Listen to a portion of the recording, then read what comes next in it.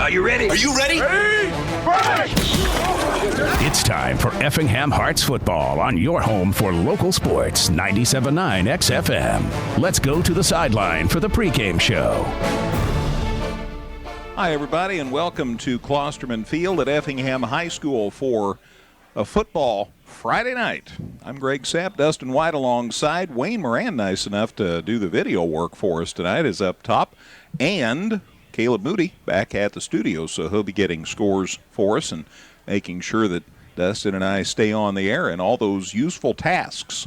Boy, Dustin, it's nice to be home. It sure is. It's nice to not have to take an hour-and-a-half ride to get to the game. It's nice to be in the nice booth instead of out on, not that we're complaining about the accommodations at St. Teresa High School last week, but just the same. We didn't have to climb through any windows to get to our seats tonight. And, thank you, Lord. And I'm okay with that. Mm-hmm. Yeah, if you saw the picture being floated around, thanks, CJ. It wasn't easy, but that's last week, and hopefully the Hearts are able to put a lot of that in the rearview mirror. I mean, got beat 42-7. What are you going to say?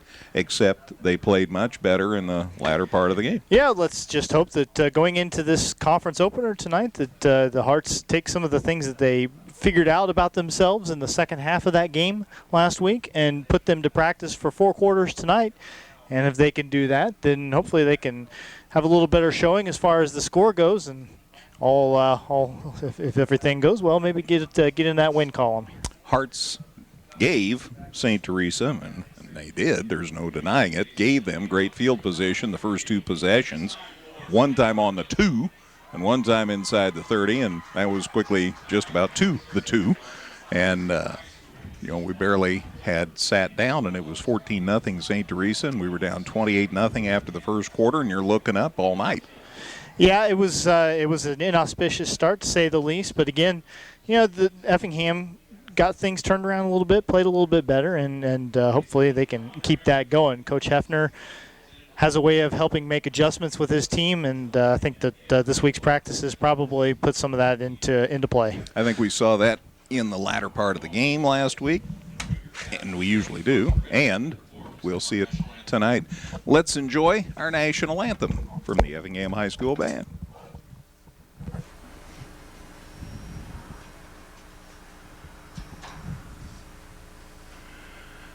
Getting the drum majors together.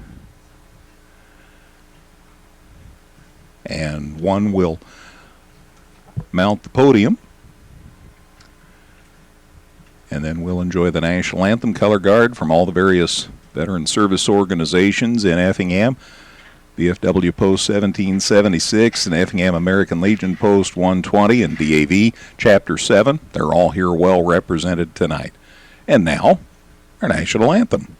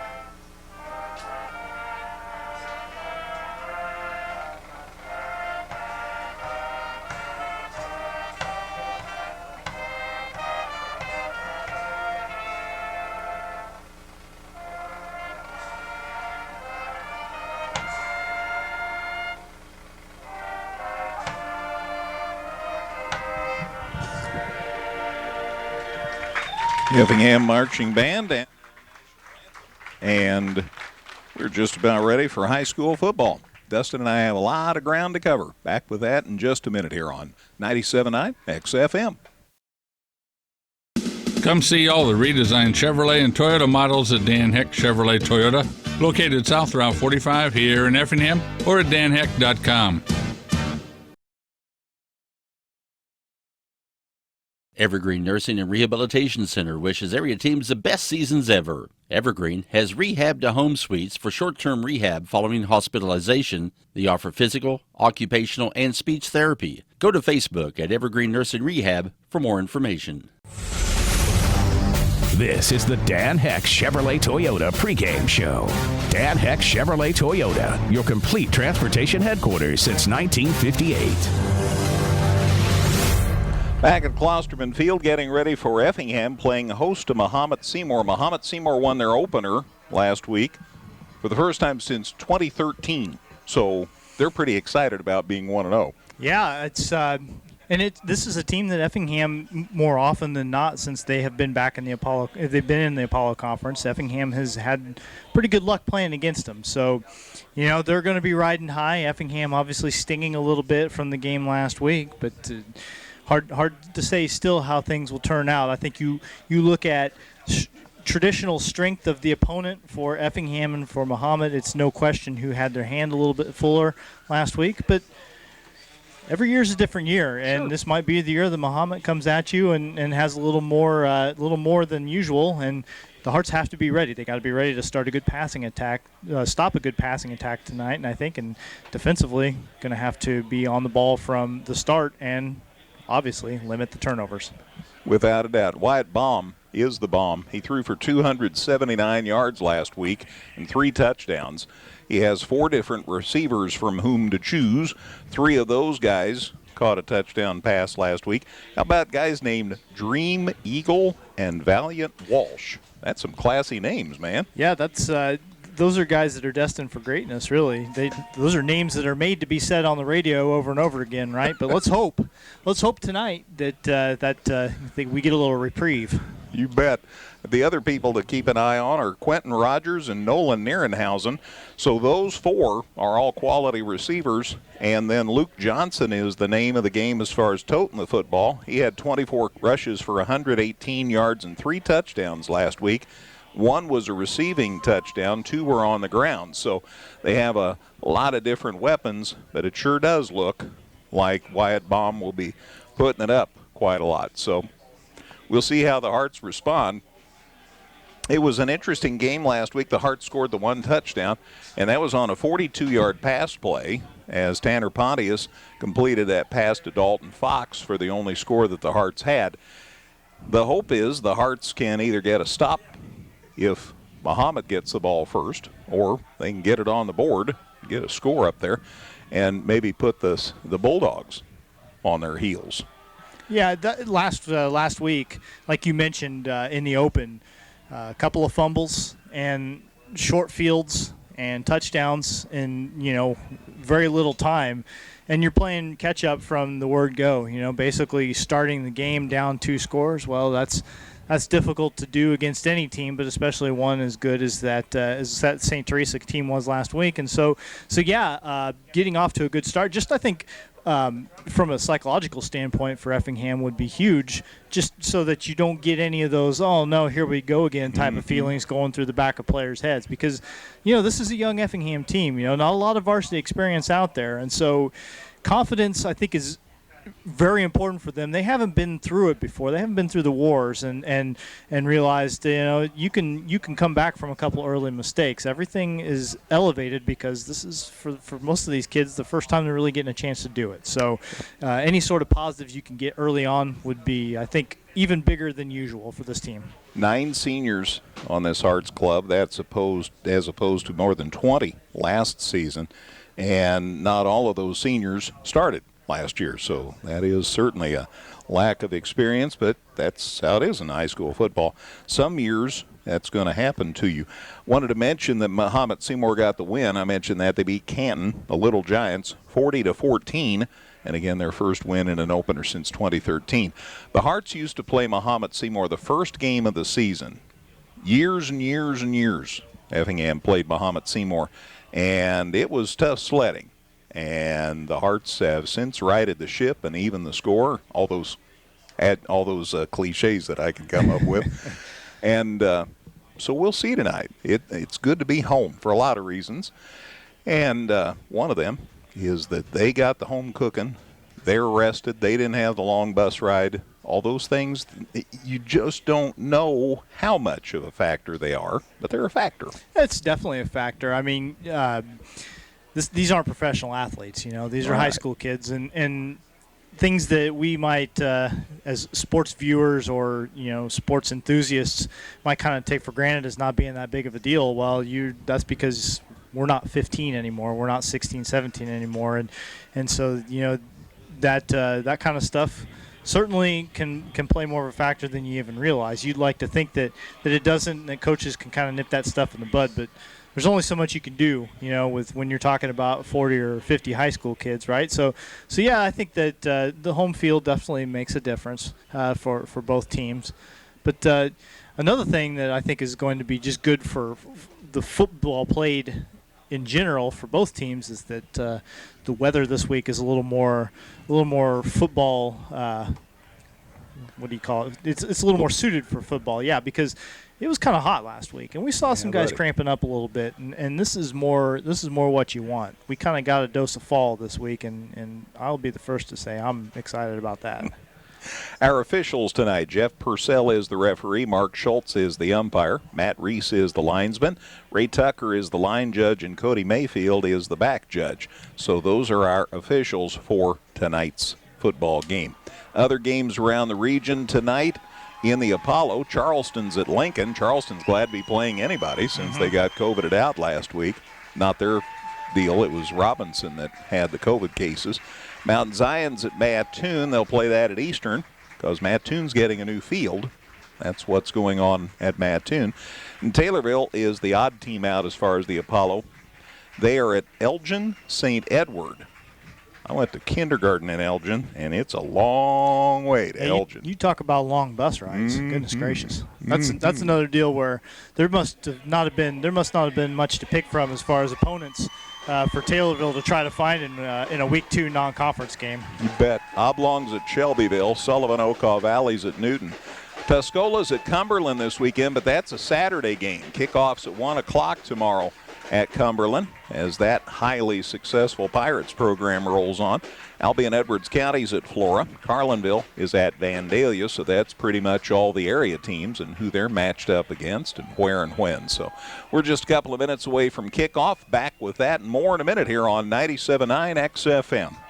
The Giving Plate, a meal service with heart. Purchase fresh and frozen meals along with salads and wraps. We have provided over 1,000 free meals to members of our local community. Check us out at our website and order online at thegivingplatemeals.com. Whether you're in the market to purchase a new or pre-owned vehicle, Northside Ford on North Keller Drive in Effingham will find a vehicle that works for you. Check out Northside Ford's selection of cars, trucks, and SUVs today. All right, we're ready for kickoff. The Hearts are going to receive the football. They'll be going south to north here at Klosterman Field. The sun is behind the clouds, so our usual first week sun field is not the case tonight. We are ready. Here's the kickoff. Glad to have you with us here on 97.9 XFM. Kick is taken at the 5, and they lost the handle on it, but it's picked up by the Hearts. And they all of a sudden have a pretty good return on, and they get it out near the 30-yard line before their return man is taken down. That's John Westendorf, and it was first touched by Keegan Baker, and it's grabbed by Westendorf, and again, an advance out to the 29-yard line. Well, we were worried about an oh no, here we go again moment, and we almost had it there as that kickoff went right through the fingers of Keegan Baker, but John Westendorf able to slide over and turn that into a pretty good return to get things started. You'll have to remind me I need to get the magic wheel out. It's hermetically sealed back at the studios. Wow, I hadn't even noticed. First and 10 at the 29. Let's see what happens. Tanner Pontius up under center on first down. There's the handoff to Keegan Baker, the running back, and he gets it out across the 30. So some gain on first down. Yeah, they'd like to get Baker going. He got a couple early carries, and then John Westendorf did most of the running from that point forward. But it'd be nice for Effingham to have a couple of running backs going so that this Mahomet defense is not able to key on any one guy. Tanner Pontius, the quarterback for the Hearts. Happy 17th birthday to Tanner today. We had him on the birthday show this morning on the morning show. Here's the snap. He's looking to throw, but they're after him, and down he goes. Boy, a nice solo stop and a sack back to the 20-yard line.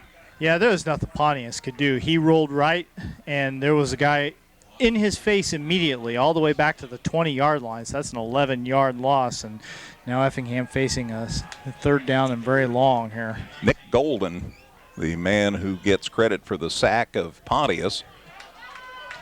So 3rd and 19 at the 20-yard line. We're going in the wrong direction, obviously.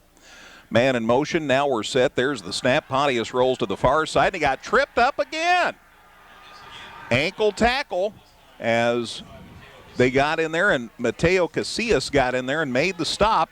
And that's a drop all the way back inside the 15 to the 13-yard line. So 7 more yards lost. And obviously it's 4th down, and it's time to punt it out of there. Yeah, I mean, again, man in the backfield, missed assignments on the line clearly there, because both times you've got linebackers getting in before Pontius can even think. So Pontius, the punter, puts it in the air, and it's straight up the chute. Mahomet's going to get really good field position, and now takes a bounce back toward the Effingham goal line, and it's caught finally and tagged out at the 29. That's grabbed out there by the Hearts, Max Nelson, and Mahomet-Seymour has it 1st and 10 at Effingham's 29-yard line. Yeah, just 16 net yards on that punt as it checked up and bounced back. It was not deep to begin with, but the bounce back gave them an extra probably 8 or 10 yards. So it's incumbent upon the defense to see what they can do to shut it down here. Again, Wyatt Baum is the quarterback for Mahomet-Seymour, and he's in the shotgun to start and looking to throw, and here come the Hearts, and there's the pass, and it's caught, and down he goes for a short gain across the middle as the catch is made over there by Quentin Rogers. Again, he's one of the 4 receivers that they run back there. The gain is to the 24, so it's 2nd and 5. There's the snap. Handoff this time, and they're coming to the near side, and he turns it up, and he's to the 10 and in near the 5-yard line before they finally drive Luke Johnson, the running back, out of bounds. He's a little slow getting up, and let's see if that, well, he's going to stay in the game at this point. 15-yard gain to the 9. No, I thought he was going to take that one all the way, but they got him out of bounds. So from the shotgun, it is 1st down. Looking to throw. They loft it up deep, and it is over the head and incomplete for the intended receiver. That was Dream Eagle that time. Dream Eagle, what a cool name. He's a 6'2", 185-pound senior. He got a step on the cornerback there, but Baum had to throw that one to a spot in the back corner of the end zone and overthrew him a little bit. Wasn't able to put it where he needed to, so we'll have to go to 2nd down and goal here. Being kept an eye on by Ozzie Angel. That's who's playing defense there. The Hearts just about jumped, but they didn't. There's a man in motion now for Mahomet. They run it up the middle, and Fox got a piece of him, and now the rest of the Hearts line shuts it down. So nice reaction that time by the Hearts. Luke Johnson started up the middle. Fox got a piece of him and slowed him down, and then the rest of the defense came up to finish him. It's at the 8, so a gain of 1. Big play here. Obviously, they're going to be going for it here, but you want to give them a lot more to do on 4th down if you can help it. 3rd down and goal from the 8. From the shotgun. Here comes the snap, and it's looking good, and they're going to throw, and it's caught, I think. They do say he did catch it at the 2. So that brings up 4th down. Johnson was going to the turf as he caught that ball, was not able to get in. He rolled into the end zone, but in high school, once your knee's down, you're down. So inside the 2, it looks like. Gain of 6. So it's 4th and goal at the 2. My goodness, this would be a huge play if the Hearts could get a stop here. I'm sorry, I said 4th down. My apologies. They had gotten the 1st down. It is 2nd down. 2nd down and goal. Sorry about that. No, it's 4th. You're right. It's 4th down. There's the snap, and it's over the head of the intended receiver, and the Hearts have the football. It doesn't matter what down it was because that was a bad snap, and it looks like 87 for Effingham. That is Connor Thompson from the defensive line who got on that football. That is an excellent play. The ball came loose. That was not their quarterback, Wyatt Baum, at the quarterback spot. They were snapping to someone else, so I don't know what they had in mind. The ball went over his head, and then Connor Thompson recovers the football, so it's 1st and 10 for the Hearts at their own 13, but the Hearts have the football. Well, that's a break you'll take. So 8:03 left in the first quarter as we start this drive, and as soon as the handoff was made, they dump the Hearts running back, John Westendorf. That's back to the 10. So from the 13 back to the 10, a loss of 3 men. Westendorf barely had time to look up before he was headed for the turf. Well, that's been the case with almost every play Effingham has tried to run so far in this game. Pontius in the shotgun on 2nd and 13. There's the snap.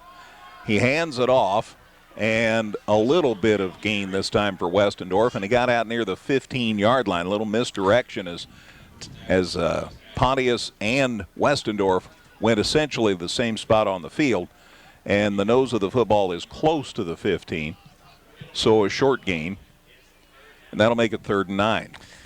I mean, Mahomet is stacking it up on the line. They had probably 8 guys in the box right there, so so they're anticipating Effingham keeping it between the tackles, and so far they've been right. Westendorf lines up beside Pontius here on 3rd and 9. There's the snap. Fake the handoff. Pontius keeps. He gets it out across the 15 and out to about the 17. That's not enough for a first down, so that'll bring up 4th and about 6. They'll plant the football at the 17-yard line. So there was a gain, but it's 4th and 6, and at the 17, the Hearts are going to be kicking it away. Hope for a little better punt here and at least reverse field a little bit, make Mahomet work some. Pontius is not punting this time. There's the snap. There's the punt, and it's a great one off the toe, and it's into Mahomet territory, gets by the return man, and they pick it up now. He gets back to midfield, and that's where he is taken down. The kick was made by Connor Simmons. Number 6 for the Hearts was back there. Okay. And a very successful punt, as it turned out.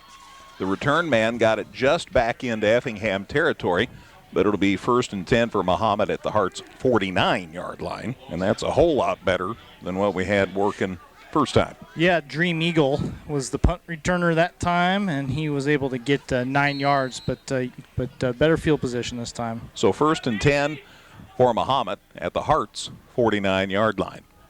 From the shotgun, Baum looking to throw, and he does throw it, and it's out there, and it's caught for a first down, and somebody better catch him, and nobody's gonna. Touchdown, Mahomet-Seymour. 49-yard touchdown pass on first down as Dream Eagle catches the pass from Wyatt Baum, and it's 6-0 Mahomet-Seymour. The score comes with 5:57 to go in the first quarter, and now they will try to kick for the extra point. Well, it's not starting well. The goal is to shake that off. They'll try the extra point. Kicking the extra point, Dustin, is Kyle Walmer. Number 58 kicks up, looks good, is good. 7-0 Mahomet-Seymour. The score with 5:57 to go in the opening quarter. Back with a kickoff in a minute on 97.9 XFM. Local, secure, enduring, and more convenient than ever, Washington Savings Bank is located in Effingham, Mattoon, and anywhere you are with their 24/7 virtual branch. Member FDIC. Come see all the redesigned Chevrolet and Toyota models at Dan Heck Chevrolet Toyota, located south Route 45 here in Effingham, or at danheck.com. One play, 49 yards, a 9-second drive, and it's 7-0 Mahomet-Seymour. Here's the kickoff taken by Keegan Baker at the 5. He's out across the 20, out across the 25, and out of bounds near the 30-yard line. So a pretty good return, and that'll give the Hearts pretty decent field position to start this drive. 7-0 Mahomet-Seymour, 5:51 to go, opening quarter, and some eerie similarities to how last week's game started. Let's hope the Hearts hang on to the football and have a lot of success. And Tanner Pontius would like nothing better. But Mahomet got in there so quickly, Dustin. The Hearts hardly had time to react on offense. Yep. Quick play, quick strike, good pass. There's the handoff. Baker ran into a couple, still on his feet, got it near the 30-yard line, so a short gain. And that's encouraging that there was a gain, but only of 1 to the 29, so it's 2nd and 9. Well, it kind of all goes back to the fact that Effingham hasn't been able to get much done offensively so far. They've had 2 3-and-outs, and their defense has been on the field a majority of the game. It's incumbent on the line to give the skill players a little more time. Let's see what happens. Pontius up under center here on 2nd and 9. There's the handoff to the deep back. That's Keegan Baker, and he's got nothing. In fact, probably lost yardage. Well, I'll tell you, the Mahomet defense saw something right before the snap. There was some pointing from the linebacking core, and sure enough, Baker got snowed under behind the line of scrimmage. So they're clearly all over this Effingham game plan right now. 3-yard loss back to the 26, so it is 3rd and 12. 3rd and 12 for the Hearts at their 26-yard line. They're down 7-0. Hearts making some changes, trying to get people lined up. Estrada's out wide deep, or out wide on the opposite side of the field. Pontius off the wrong foot, tries to throw and got intercepted. There is a flag that came in, so we'll wait and see, but the pickoff was Cale Schweigert, number 15. And again, Pontius on the run immediately, throwing off the wrong foot with 2 guys in pursuit. But we'll wait and see. This one looks like it. Well, Effingham's offense is coming off the field. So flag was thrown at the 32. And the Effingham fans in front of us seem to be indicating that it is going to go against Mahomet. So apparently maybe some pass interference. Or offside, or who knows. We'll see about the distance here. Yeah, the flag came after the ball had been snapped, so I think it's probably something that happened. But must have been a hold. It's 10 yards out across the 35 to the 36-yard line. So gotcha. The penalty at the 26 and then the 10. Well, it was hold, so it is 10 yards out to the 36. But a break for the Hearts. Now, it's not a first down. It's 3rd down and still needing 2 yards. That's too bad. In pro football, defensive holding is an automatic first down, but high school, they don't do that. But 2 yards to gain, you could do this, and Effingham really, really needs to. Boy, it'd be such a momentum builder to get a first down. So the football at the 36-yard line. There's the snap, here's the handoff, and boy, they got stuffed. Did not get it. They ran it up the middle. I think it was Baker. Yes. And he ran into a truck. Well, it might not have been Baker. I see Westendorf coming out of there, too. I don't see Baker, so it must have been Westendorf. And it ends up to the 35, which is a loss. So it's 4th and 3, and the Hearts are going to kick it away. So far, with the ball on the ground, Effingham has run the ball 9 times, and including the sacks, they've lost 15 yards. And the one time they threw, they got intercepted. So not a lot from which to choose here. There's the snap.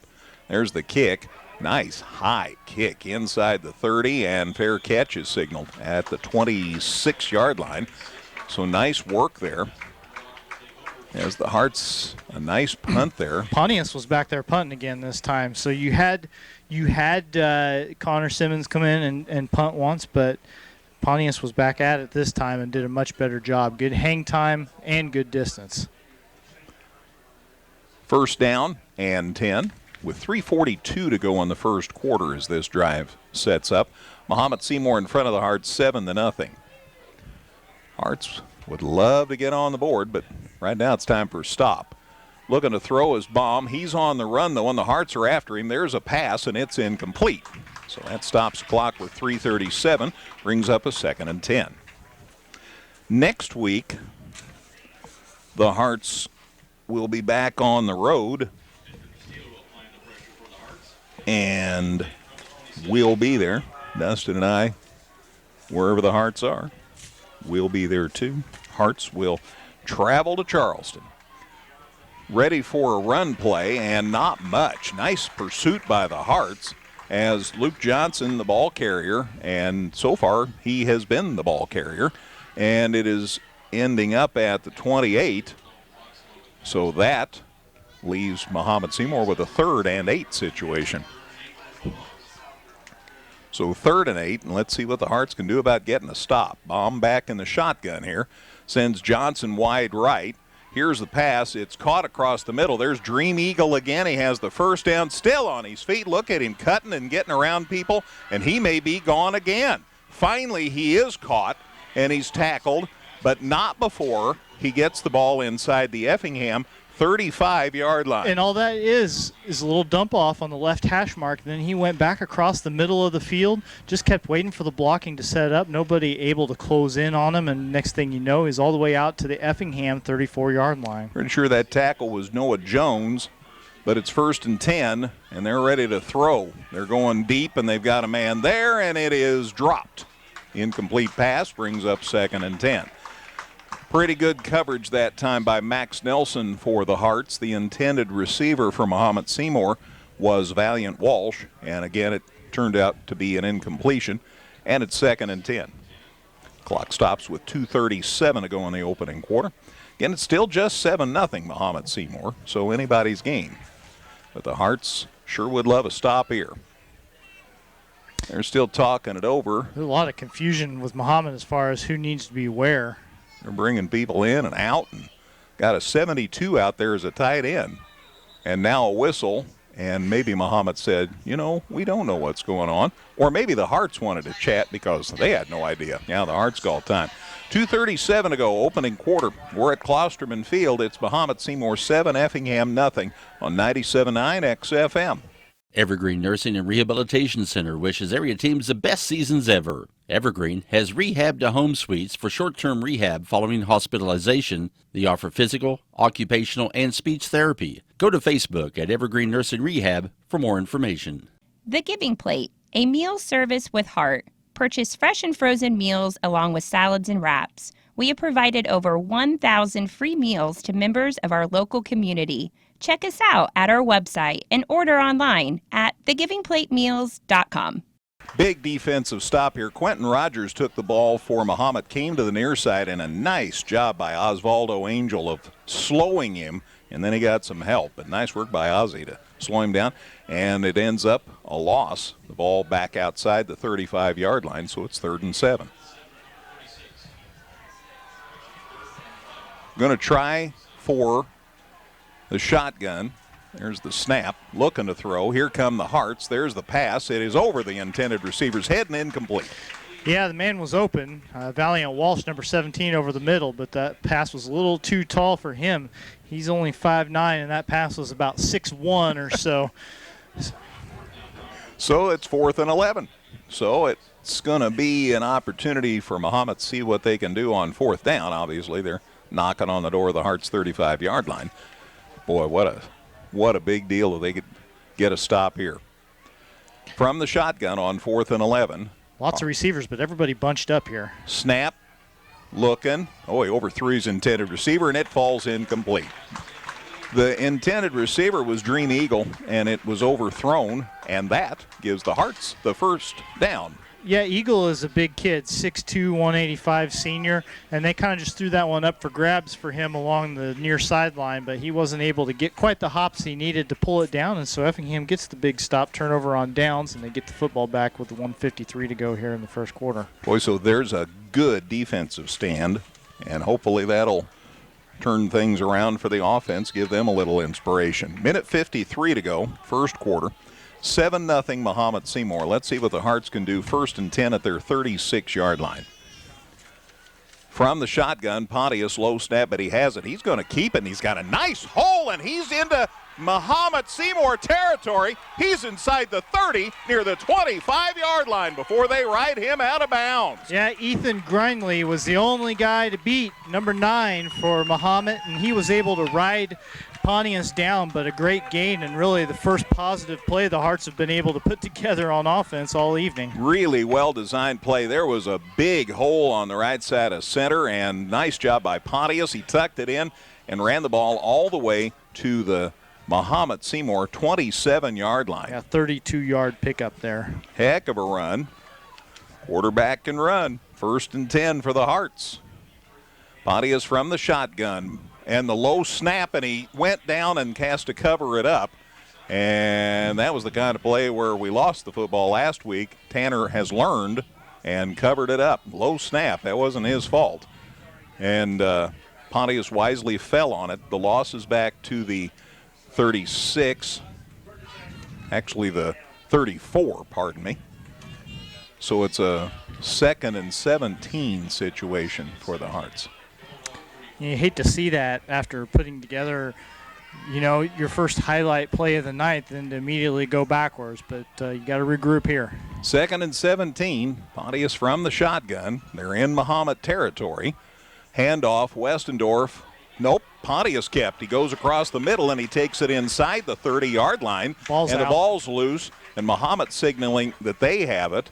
The officials haven't yet. No. And the officials think that the Hearts will just hang on to the football. Okay, scared me for a minute because the white jerseys out there were awfully excited, but apparently Effingham will keep it just inside the 30 at the 28-yard line. So a decent gain, as it turns out, but it's 3rd and about 10, judging by the sticks on the sideline. 23 seconds left in the first quarter. This will be the last play of the first quarter. See what the Hearts can do here. 3rd and long. And there's the snap. They fake it to Westendorf. Pontius keeps, and he gets it back inside the 30, but that'll bring up 4th down, and that will indeed be the final play of the first quarter. So we played one. That was 4th down, and so it's 4th down now. Boy, they changed the chains on me quick. First home game for everybody. Indeed. So we played one, and after one quarter, it's Mahomet-Seymour 7, Effingham nothing on 97.9 XFM. Whether you're in the market to purchase a new or pre-owned vehicle, Northside Ford on North Color Drive in Effingham will find a vehicle that works for you. Check out Northside Ford's selection of cars, trucks, and SUVs today. Local, secure, enduring, and more convenient than ever, Washington Savings Bank is located in Effingham, Mattoon, and anywhere you are with their 24/7 virtual branch. Member FDIC. We're ready for the second quarter. It's 7-0 Mahomet-Seymour, and Dustin certainly delivered a truism there. It's better than 28-0. Yeah, I think pretty much any first quarter outcome could probably beat what Effingham was facing after the first quarter last week. So, again, you got to build on it. There were some highs, there were some lows, but the bottom line is you got a chance here on 4th down. So it is now 4th and 13, and Pontius drops back, looking to throw, goes across the middle, and it's over the head of the intended receiver, and that'll give the ball to Mahomet-Seymour on downs. Connor Thompson was the intended receiver, and it was over his head. Yeah, that was the first official pass that Pontius has thrown. Remember, his interception came off the board because there was a holding call on the play. And that one, he was throwing off the wrong foot or off a jump or something like that, and it just didn't have a whole lot on it. Probably lucky that one was not closer to being intercepted, but the bottom line is you needed 13 on 4th down. You got 0, and that means that the Bulldogs have the ball back. Mahomet-Seymour 1st and 10 at their 29. From the shotgun, Baum looking to throw. Looking. Just goes across the middle. There is the catch, and immediately a tackle, and the ball's loose, and the Hearts have it. And they get it near the 15-yard line. I honestly can't believe that they're saying that the receiver had that football. That was Quentin Rogers. I feel like he was bobbling it the whole way, but Effingham will take the call, and Charlie Ring, number 99, scooped it up and returned it probably a good 15 yards downfield. So the Hearts will get a break there, and that's Mahomet's second turnover of the game. 1st and 10 for the Hearts at Mahomet-Seymour's 17-yard line. Well, let's get it going here, guys. Let's tie this puppy up. 7-0 Mahomet, 11:42 to go in the second quarter to start this drive. So that's got to go as a completed pass for Baum. Yes, sir. And then the fumble. So from the shotgun, there's the snap.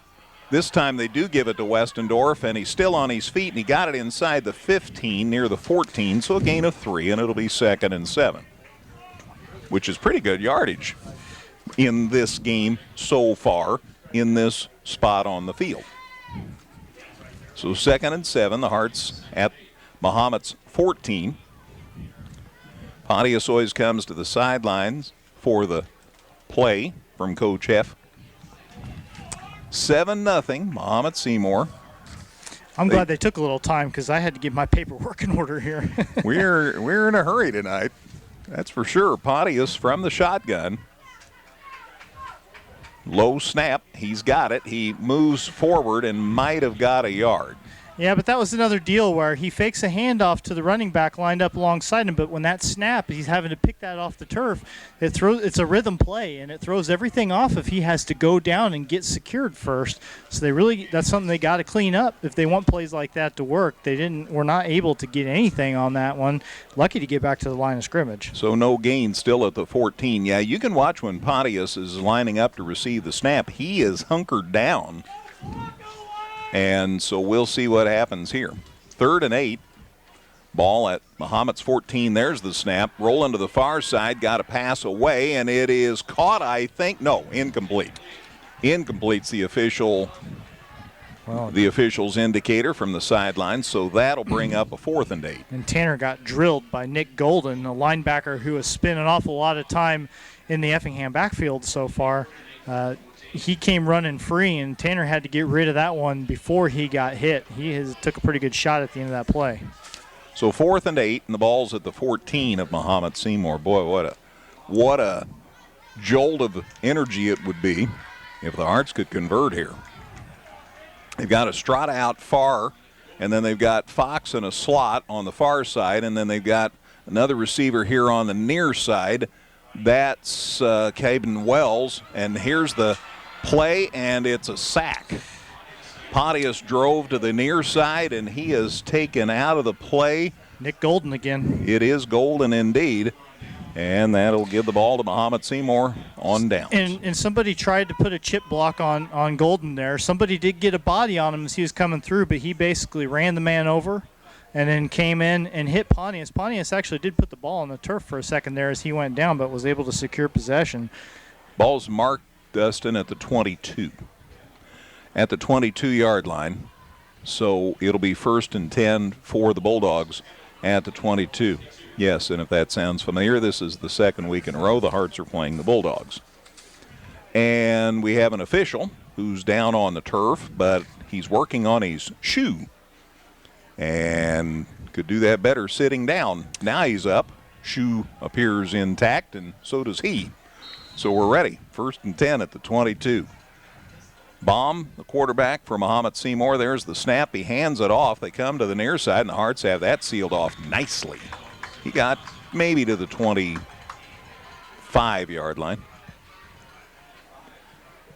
So, good work by Effingham.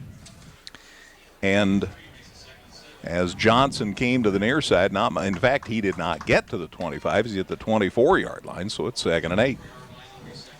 2nd and 8. Still from the shotgun. There's the snap. Here come the Hearts. Baum gets rid of the pass, and it's picked and dropped. Oh, gosh. Although it could have been offensive pass interference, too. I guess they said they were both going for it. Angel stepped in front of that. Ozzie Angel had more hands on that than the Mahomet kid. I think that most of the contact with Angel came after he got his hand on the football, so everything after that point is fair game. But good play by Ozzie to anticipate that. Incomplete pass stops the clock with 9:58 left in the second. Here come the Hearts. The pass is complete and dropped. And then the man who picked it up got drilled. So the Hearts defense is starting to make some noise here, friends. And that's nice to see. And Dalton Fox got in there and dropped and drilled the man who finally did get that football, but it's back to the 24-yard line. They're going to punt it away, and it's a fairly short punt. Hearts are going to end up with pretty good field position here. It gets just inside Effingham's 35-yard line. So the 34 is where the Hearts will set up shop, and a nice defensive series for Effingham. They force the punt, so it'll be 1st and 10 for Effingham at their own 34-yard line. The drive will start with 9:45 left in the second quarter. 7-0 Mahomet-Seymour. Next week we head to Charleston for more Apollo Conference action. 7 o'clock kickoff on Trojan Hill, and we'll have it right here on 97.9 XFM. Let's see what the Hearts can do.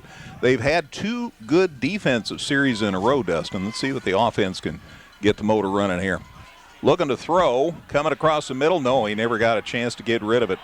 Boy, there is just no time for Pontius, as anytime he drops back, tries to signal or set up to throw, they just take him down, and that's golden again. Yeah, you're right. I mean, it's a problem. Effingham cannot have a passing game because they just don't have time to throw a pass. Yeah, it's not a case of Pontius isn't throwing a good ball. He doesn't have time to throw a ball. I mean, the ones that he's gotten a chance to throw have both been on the run. So, yeah, he just hasn't had a chance to have a pocket, make a read, and actually throw a football yet. So hopefully the line's going to come up with a big stop here. They run it up the gut. Pontius, a good run out across the 35 to the 39-yard line. Good run by the Hearts quarterback, and a good gain. Yep. You had linebackers coming around both sides of the line there and crashing the pocket. So Effingham does a little run up the middle with Pontius, and he's able to pick up an 11-yard gain. 3rd and 6 is the situation after the penalty or the loss, and then nice return there. So it's 3rd and 6. Hearts with the ball at their own 38. Big play here, obviously. Pontius from the shotgun. And we've got a whistle and a penalty. Effingham moved on the line. Dead ball foul. False start. And that'll be a 5-yard walk-off, so that'll take it back to the 33. And it's 3rd and 16. So that'll make this even a more dramatic play when they convert. Yep, another 5 yards. So 3rd and 16. Ball back to the 33 now. It's a situation where you'd like to be able to throw the ball, but by the same token, that hasn't been there. It's 3rd and 11. Pardon me. It's 3rd and 11. Pontius from the shotgun. There's the snap. Gives it to Westendorf. Nope, he kept. And he didn't get much. Out across the 35, but not anywhere near enough, and that'll bring up 4th down. Yeah, he and Westendorf, it's kind of an option. I mean, I assume maybe they're trying to make a read there, and maybe he can hand it to Westendorf if he wants to, but they kind of play bumper cars there in the backfield, and by the time Pontius decides to take off, there's just nothing there for him. 37-yard line, so it is a gain, and it's 4th and 7, and the Hearts are set up to punt. There, need one more person in the party. Now we're good. So let's see what happens here. Here's the punt, a left-footed punt. Put up, and it lands right about the Mahomet 40, and the Hearts touch it, and then they get away from it. And that was Estrada that punted that time, and I'm going to guess it was him before, not number 6, but 16, Armando Estrada. So the Hearts have a couple of different guys in the punting game, and Estrada gets that one back on the other side of midfield. It'll end up at Mahomet's 41. That's where they'll set up shop. And this drive will start with 7:42 to play in the second quarter. Still just 7-0. Mahomet with the lead. They scored a touchdown with 5:57 left in the first quarter on a 49-yard pass play. The only play of the drive. It was a touchdown pass. Here's a handoff, and Luke Johnson gets a gain out near the 45-yard line before he goes down. And in on the stop, Max Nelson for the Hearts. Boy, Mahomet gets out there and they're chomping at the bit, right? Like they get the ball and they don't let the play clock run down. They get out there and are trying to run it down Effingham's throat immediately. Trying to give the Hearts, and there is a penalty in addition on the play, and it's on Mahomet-Seymour. And it is a 10-yard walk-off, so I guess another hold. So the ball will be placed back on Mahomet-Seymour's 31-yard line. So 1st and 20 at the 31-yard line. Hearts are shifting on the defensive line. Now they're ready. Meanwhile, Baum, the quarterback for the Bulldogs, in the shotgun and jump on the line, and everybody's pointing at each other, as they always do. False start again on Mahomet-Seymour. So that'll move it back 5 more yards.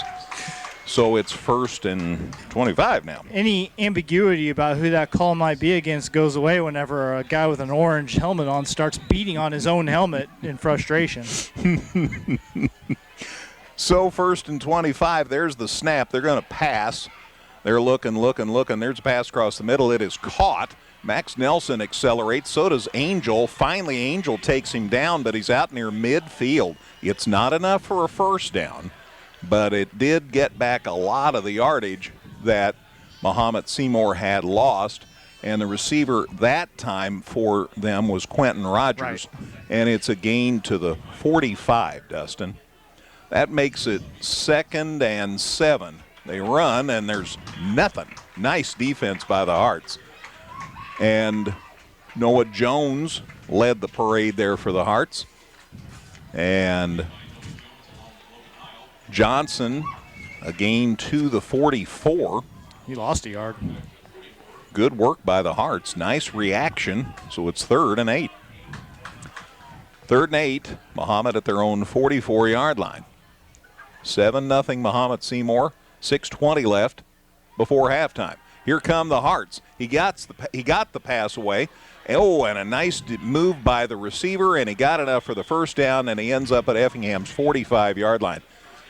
Man, he just faked a Hearts player out of his shoes. Yep, Eagle caught another short pass that he catches and just does a lot of work with his feet after the fact. So it's a gain to Effingham's 45-yard line, plenty enough for first down. So 1st and 10 for the Bulldogs at Effingham's 45, and they continue the drive. There's the snap. He's looking to throw. Nice scrambling, nice steps up. There's a pass, and it's incomplete. That'll make it 2nd and 10. Stops the clock with 5:48 to go in the second quarter. 15th time already that Mahomet has passed the ball. Baum 7 of 15 for 137 yards, so good yardage, but only about half the passes completed. Effingham's limited their running game pretty well, honestly. Johnson is their only running back, and the stats from last week seem to bear that out. Let's see what happens here on 2nd and 10. Look like they're going to throw. Now they check the sidelines. See what John Adkins wants them to run. Down to 10 on the play clock. This seems forever as quickly as they've gotten a playoff lately. Now they're going to throw. Lets it go. Got a man. He's overthrown him, and it came off his hands, incomplete. Almost still a really good catch for Valiant Walsh as he went and tried to get that one and make kind of a basket catch over the shoulder, but not able to haul it in, and that's going to set up 3rd down. So 3rd and down. 3rd down. And 10. Again, Mahomet-Seymour at the Hearts' 45-yard line. Clock stops with 5:42 to go in the second quarter. And much discussion here. As much success as it feels like Mahomet is having offensively, still, just the one score so far. Mm-hmm. And they finally decided to call time. I don't know who didn't know what was up, but somebody at Mahomet-Seymour's sideline didn't. So timeout, Bulldogs. 5:42 to go, second quarter, back in a minute. 7-0 Mahomet here on 97.9 XFM. Come see all the redesigned Chevrolet and Toyota models at Dan Heck Chevrolet Toyota, located South Route 45 here in Effingham, or at danheck.com. Evergreen Nursing and Rehabilitation Center wishes area teams the best seasons ever. Evergreen has rehab to home suites for short-term rehab following hospitalization. They offer physical, occupational, and speech therapy. Go to Facebook at Evergreen Nursing Rehab for more information. 3rd and 10, they're throwing across the middle. The ball is caught for a first down, and it's near the Hearts, inside the Hearts' 10-yard line. It's going to be 1st and goal, and quite a Quite a heave there by Baum, and the ball is caught down there inside the Hearts 10-yard line by Dream Eagle, and it's 1st and goal at the Hearts 7-yard line. I'll call it the 8 now. So 1st and goal at the 8. There's the snap. They hand it off up the middle, and the Hearts are having none of that. Now the runner gets loose, but a flag is thrown, so they signal the touchdown, but then the official also says wave it off, so the penalty must be on the Bulldogs. And it is. So it looked like the Hearts had him stopped. Maybe they heard the whistle then. Anyway, it's a penalty on Mahomet-Seymour. Line of scrimmage was the 8. If it's a hold, that'll move it back to the 18. Looks like they may have actually put the flag down in the backfield a little bit, so Effingham could potentially move it even further back. Wait and see where the spot is, but yeah, because it's 10 yards from where the flag's dropped, and that is the 21-yard line. Yeah, so they lost 3 and then 10 more on the penalty. So let's see what happens here. Still 1st down. There's the snap. They fake the handoff. They throw, and it's caught, and another flag. The pass is caught inside the 10. This one may go against Effingham. Yeah, Quentin Rogers was the receiver there. There was a little jostling before the play. No, they're going to say that's an illegal man downfield, is it not? Let's see what the official tells us here. He patted his helmet, or patted his head. A little difficult to hear him, but it is intelligible receiver downfield. Good call, Mr. White. So that'll push the football back outside the 30 and to the 26-yard line. I'm sorry, outside the 25. That's a 5-yard penalty. So it's still 1st down and goal. 1st and goal from the 26. So let's see what's up here. 5:05 to go. 2nd quarter. It's 7-0 Mahomet-Seymour. Baum, the quarterback, gets the snap, looking to throw. The Hearts have him on the run. He gets it away off the wrong foot, and it is incomplete. Boy, he just about pulled it in, but then he ended up out of bounds as well. I think it's Dream Eagle again. Incomplete, stops clock with 4:52. Finally, we have 2nd down and goal at the 26. Baum gets a lot on that throw, despite the fact that he's rolling out to his left, throwing across the body. It was an incomplete pass, but still a pretty impressive athletic play there. Yep. And again, it's 2nd and goal at the 26. See what happens here on 2nd and a whole bunch. Barking out signals. There's the snap. They fake the pass. Now they do go deep. Got a man down there, and the ball is incomplete. Nice work by the Hearts defense. That's Angel again, I think. No, it's not. Let me give credit where credit's due. Shout out to Connor Simmons. Nice play defensively. Number 6 has been a busy kid in this first half. No, it's 3rd and goal at the 26. Nice work by the Hearts secondary. 4:46 to go, 2nd quarter. So 3rd and goal at the 26. Baum's got nobody beside him now, and we have timeout. Timeout Hearts. So 3rd and goal at the 26. Hearts want to talk it over. 4:46 to go, 2nd quarter. It's 7-0 Mahomet-Seymour. Back in a minute on 97.9 XFM. The Giving Plate, a meal service with heart. Purchase fresh and frozen meals along with salads and wraps. We have provided over 1,000 free meals to members of our local community. Check us out at our website and order online at thegivingplatemeals.com. Whether you're in the market to purchase a new or pre-owned vehicle, Northside Ford on North Color Drive in Effingham will find a vehicle that works for you. Check out Northside Ford's selection of cars, trucks, and SUVs today. All right, 3rd and goal. It's 26 yards, but it's still 3rd and goal at the 26. 4:46 to go in the 2nd quarter. 7-0 Mahomet-Seymour. And so far, the Hearts have staged a couple of good defensive plays. Let's see what happens here. Looking to throw. Across the middle. It is caught, and the man is dropped at about the 10. And let's see about the spot. Mahomet had 5 receivers in on that play, 4 lined up to the right side, and Eagle all by himself over on the left side, and he is the guy who caught the pass. Ball's at the 11, Dustin. So from the 26 to the 11, that's a 15-yard gain, which is not enough. So it's still fourth down. So 4th and goal, football at the 11. 4:10 to go, second quarter. So 4th and goal at the 11. They gained 15 yards, and that still wasn't enough for a first down. Yeah, still 11 to get, and it's do or die on this play. They either score or give up the football. And the play clock's down to 7, 5. They're going to call timeout. 3, 1, and they do call time. 3:53 to go, second quarter. So John Adkins calls time. Mahomet wants to talk it over. Back in a minute on 97.9 XFM. Local, secure, enduring, and more convenient than ever, Washington Savings Bank is located in Effingham, Mattoon, and anywhere you are with their 24/7 virtual branch. Member FDIC. Come see all the redesigned Chevrolet and Toyota models at Dan Heck Chevrolet Toyota, located south Route 45 here in Effingham, or at danheck.com. They try a field goal, and it's good. So the ball was on the 11, so that would bring it back to about the 25-yard line.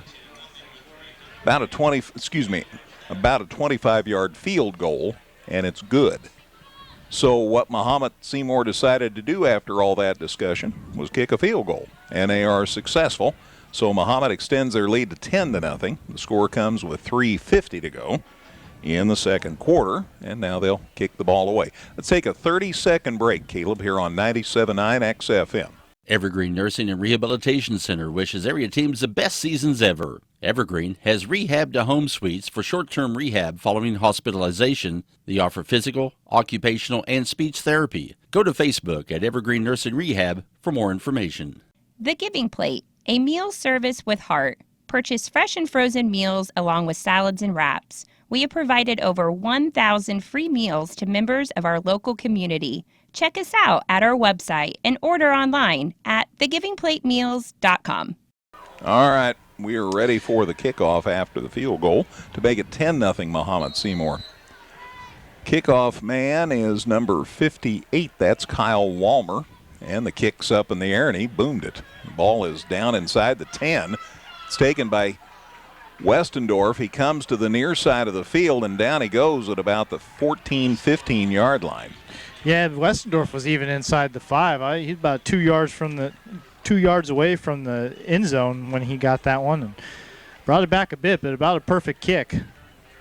Walmer put a foot into it, and he ran a long way horizontally, but not too far vertically. Hearts get the ball after the field goal. Mark it at the 14, Dustin. 1st and 10 at the 14-yard line. 3:42 to go in the second quarter. 10-0 now, Mahomet-Seymour in front. The Hearts run it up the middle and don't run it very far, as Mahomet was waiting.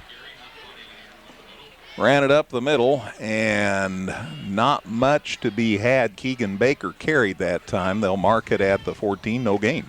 So it's 2nd and 10. 3:20 to go, second quarter.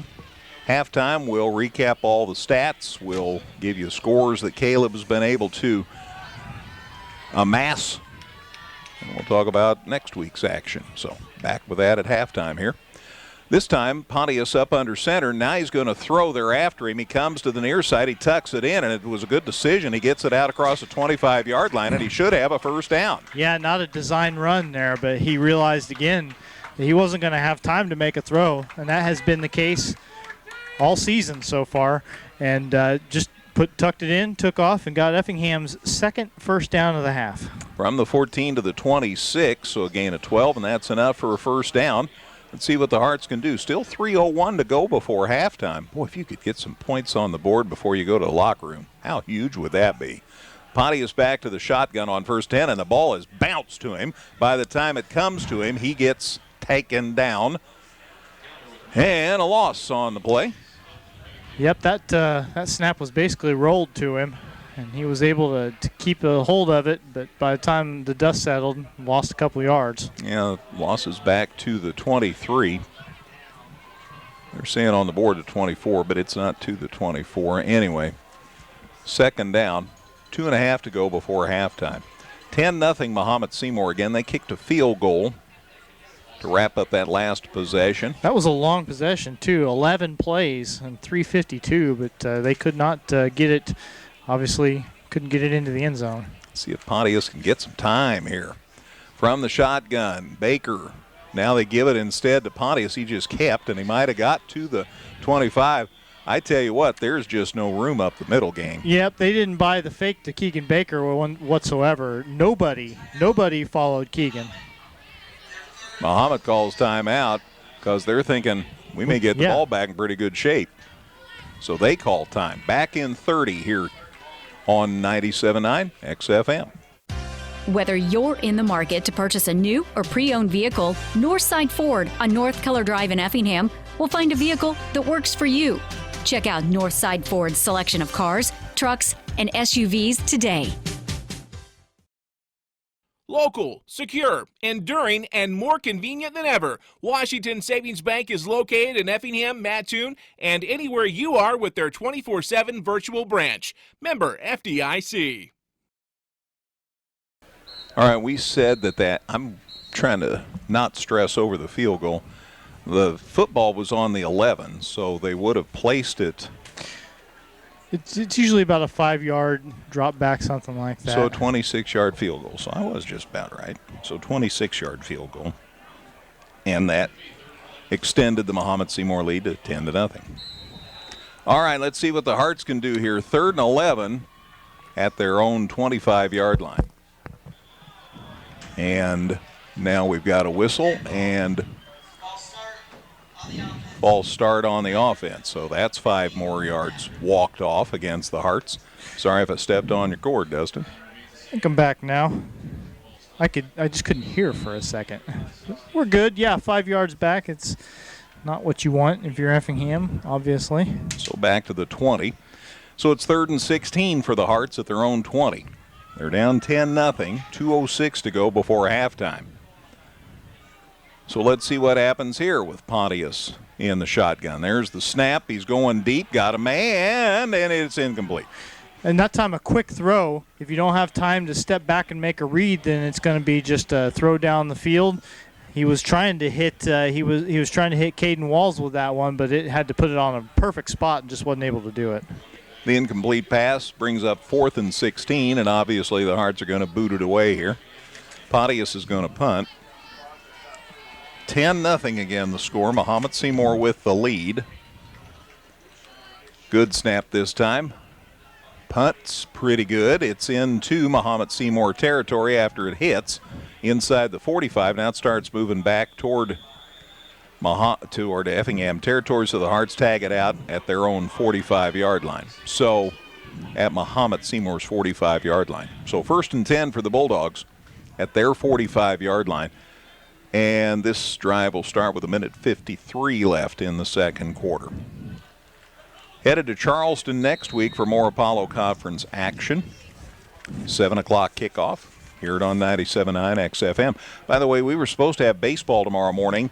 St. Anthony at Altamont, and the game has been postponed. They're going to play it on Wednesday afternoon, the 15th now, so no baseball on the radio tomorrow morning. Bomb back to throw, rolling to the far side. Here come the Hearts. He keeps it. Now the Hearts take him down for a loss. Wow.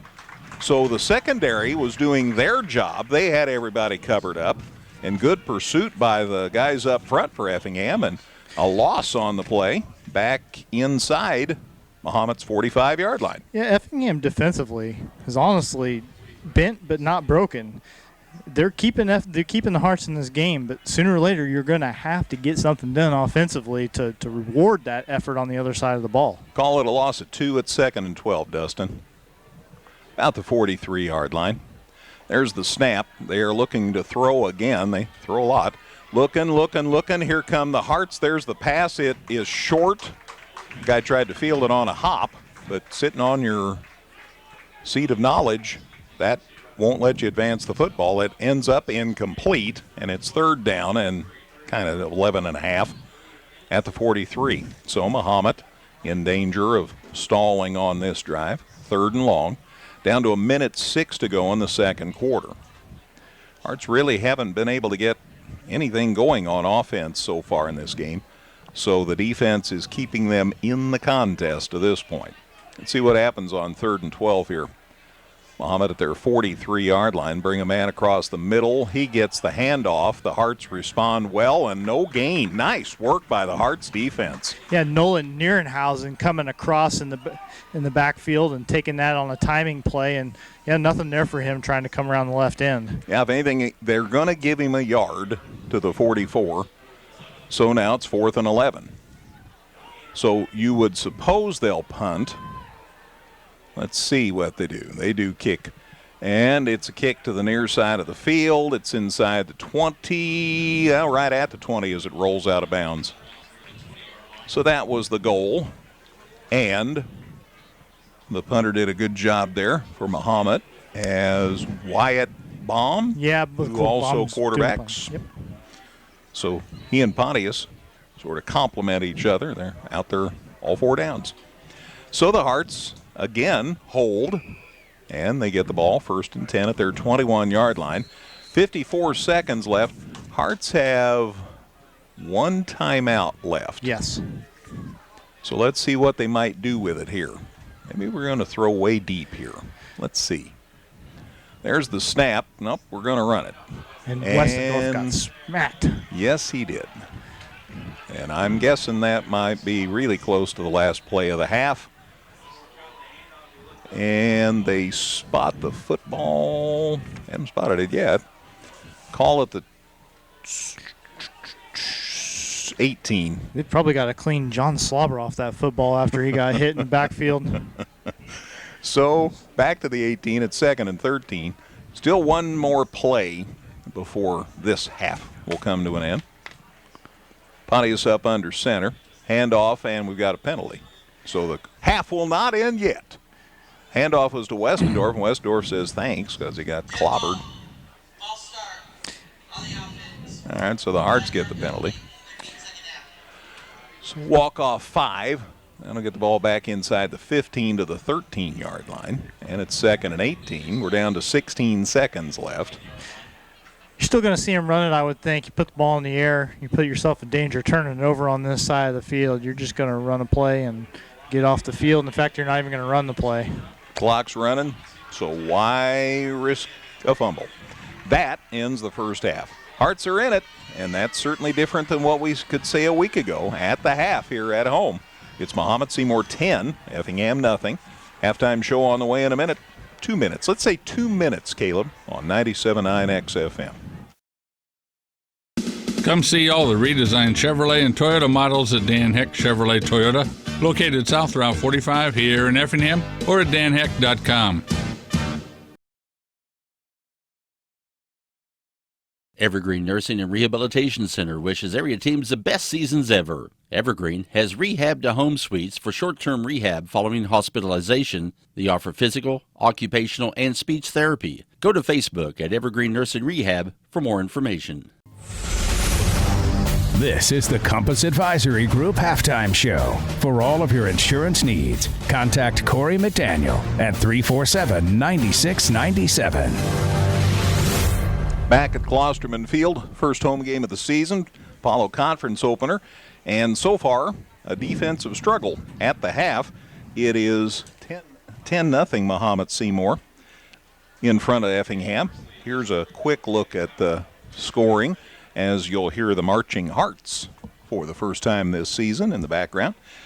Mahomet scored with 5:57 to go in the first quarter at the end of a one-play 49-yard drive. It was pretty impressive. They got the ball at Effingham's 49, and Wyatt Baum threw a strike, and it was caught for a touchdown. And the kick was good. A 9-second drive, one play, 49 yards, and it was 7-0 Mahomet-Seymour again. That came with 5:57 to go in the first quarter. Then, with 3:50 to go in the second quarter, at the end of an 11-play, 48-yard drive, Mahomet-Seymour kicked a 26-yard field goal. That ended a 3-minute, 52-second drive, and that put Mahomet-Seymour in front by a count of 10-0. And that's where we stand at halftime. 10-0, Mahomet-Seymour leading the Hearts. Dustin's working on the stats. Caleb has scores, all that on the way. A reminder that Wayne's videotaping tonight, so you know it'll be quality, and so that will be available soon. Thanks to Wayne for stepping in tonight. CJ is in the Three Chicks and a Stage play, making its debut tonight. Rumors out at the EPC, so hope he's enjoying that, and hope you'll have an opportunity to get out and enjoy that sometime this weekend. Everybody say hi to CJ while you're out there. So here at the half, it's Mahomet-Seymour 10, Effingham nothing. Back with more in a minute here on 97.9 XFM. The Giving Plate, a meal service with heart. Purchase fresh and frozen meals along with salads and wraps. We have provided over 1,000 free meals to members of our local community. Check us out at our website and order online at thegivingplatemeals.com. Whether you're in the market to purchase a new or pre-owned vehicle, Northside Ford on North Color Drive in Effingham will find a vehicle that works for you. Check out Northside Ford's selection of cars, trucks, and SUVs today. Back at Klosterman Field, the Marching Hearts are performing, and mention that the Marching Hearts Invitational this year is October 16th. So make sure if you like band music that you carve out some time to enjoy that. Right now, I want to double check Dustin's still working, and he says he is ready to go. So here's a look at the halftime stats. All right, Greg, thank you very much. They're not pretty, at least not for the Effingham faithful listening to this broadcast. Effingham had 33 yards of offense in the first half, 27 plays, 33 yards. Mahomet, 191 yards gained on 32 plays, and neither one of these teams has been able to get anything going running the football. The difference is that the Bulldogs have at least been able to complete some passes. The Hearts have run the ball 24 times, gained 33 yards, and that's really good compared to what Mahomet's done. They've run the ball 11 times for a grand total of 2 yards. So just nothing doing there, but Effingham has run 3 pass plays. They were all incomplete. Mahomet, 21 pass plays, 9 of them successful, 189 yards, and their only score of the game. So 2 first downs for Effingham, both on the ground. Mahomet, only 5 of them, only 1 of those in the running game. 4 of their first downs have been in the passing game. And really, that's it.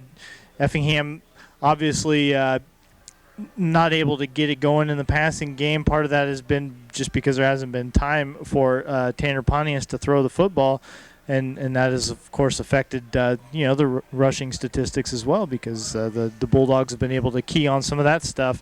So, adjustments. We'll see what kind of adjustments come out of the first half, but so far in the first half of this game, Effingham outgained 191 to 33. Turnovers, Mahomet's got 2 of them. They've fumbled the ball twice, lost it twice. The Hearts have put the ball on the ground a couple of times in this game, but haven't lost any of those. So Effingham is winning the turnover battle. Penalties, Effingham 3 penalties for 15 yards. Mahomet penalized 5 times in that first half for a total of 40 yards.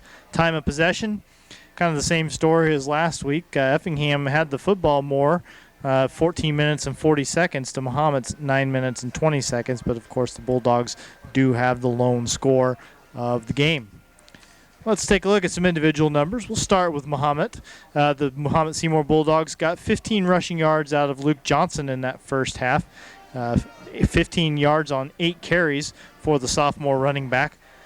He's probably not going to cross that century mark like he did last week. Of course, all it takes is one big play, so I'll go ahead and knock on wood right now. But he's certainly not on his way to those kind of numbers. Wyatt Baum took a loss of 11 yards on a fumble. It was actually a bad snap. Quentin Rogers lost 2 yards on his only carry, a bit of a gadget play that the Bulldogs ran, didn't work out for him. And Nolan Nierenhausen took 1 carry and only got back to the line of scrimmage. As far as passing, Baum, 9 out of 21, like we mentioned, 189 yards and a score. The one score was a 49-yarder to Dream Eagle.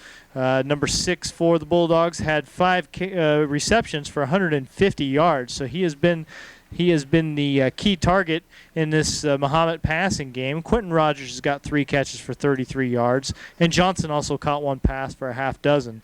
But by and large, the fixture, the guy that has been at the center of the passing game, has been Eagle. Again, 5 catches, 150 yards, and that 49-yard score. Looking at Effingham, you got 33 rushing yards out of Tanner Pontius, 15 carries. And you got to factor in that, I've got some of his sacks in there too. He has lost yardage on a few plays that, 11 yards lost and then 7 on 3 different occasions, 8 yards lost on another occasion. Those are all just deals where he's getting the snap and having to run for his life. But at the end of the day, 33 rushing yards on 15 attempts. John Westendorf and Keegan Baker, 5 attempts for Westendorf, 4 for Baker, and they're right back where they started. They've lost some yards, they've gained some yards, but at the end of the half, they're at 0 as far as net yardage. Pontius, again, only 3 pass attempts that he's been able to get off in the first half. All 3 of those were unsuccessful, so obviously no receiving statistics to tell you about. So I can switch right to a couple other things. You had Westendorf with 2 kick returns for 35 yards. Keegan Baker returned 123. Punting, Pontius has punted 3 times, 90 yards total, a 30-yard average for him. Armando Estrada has gotten a couple off, 63 yards, so a 31.5-yard average there. So both these guys have done about the same on average.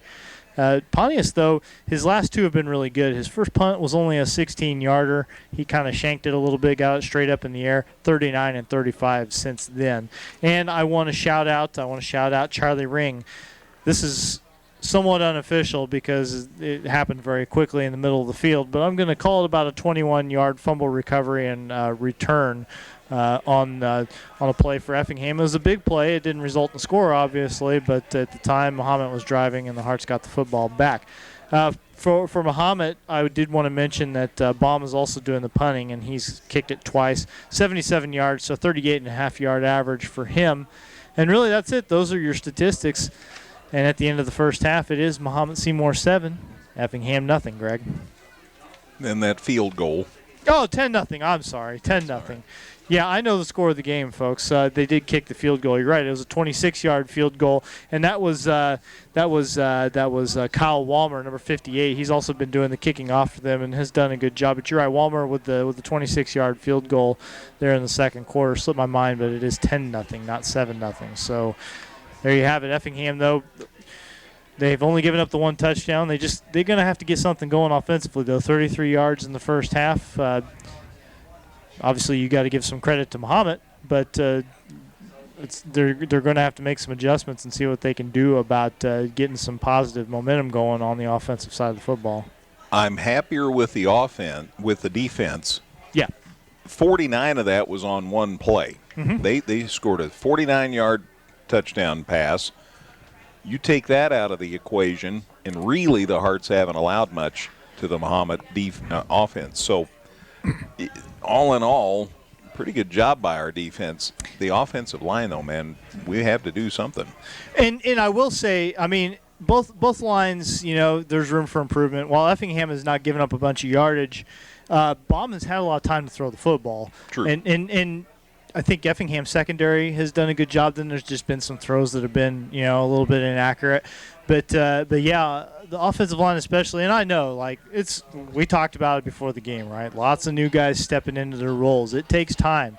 But the bottom line is that Tanner Pontius has not been able to play the quarterback position tonight. He just hasn't been able to do it. He has been able to take a snap and then run for his life, and that's not going to work. Obviously, it hasn't worked. It's not a recipe for success. And this Mahomet secondary is so good that even when the play is busted and Pontius takes off, well, they recognize it. And if they weren't already in the backfield, they get there in a hurry. And you can't take anything away from them. Very, very athletic defense out there as well. Without a doubt. So it's 10-0, Mahomet-Seymour in front of the Hearts. Speaking of scores, Caleb, what do you have for us? All right, thank you very much, Greg. Currently at the half, it is Lincoln shutting out Charleston 8-0. It is Mount Zion currently leading Mattoon 13-7. Shelbyville is shutting out Oblong 21-0 in the second quarter. Currently at the half, it is Newton over Sullivan 36-7. And in the second quarter, it is Carlinville over Vandalia, 20-6. In high school baseball, it was St. Anthony over Diedrich today, 12-1. Taking a look at a couple of junior high softball scores, it is Robinson over Teutopolis, 12-2, and it was St. Anthony picking up the one-run win over Effingham, 7-6. And currently in MLB action, it is the Cardinals leading the Brewers in the top of the third, 8-0, as the Cardinals have scored in the first 3 innings. It was the Chicago Cubs over the Pittsburgh Pirates today, 6-5, and that's your sports scores, gentlemen. Good. Thank you, Caleb. Appreciate you getting that up to date, especially the Cubs score. 4 in a row for the Cubs. It's almost astounding, certainly to me. And not that I'm happy. Not that I'm not happy, but astounded maybe.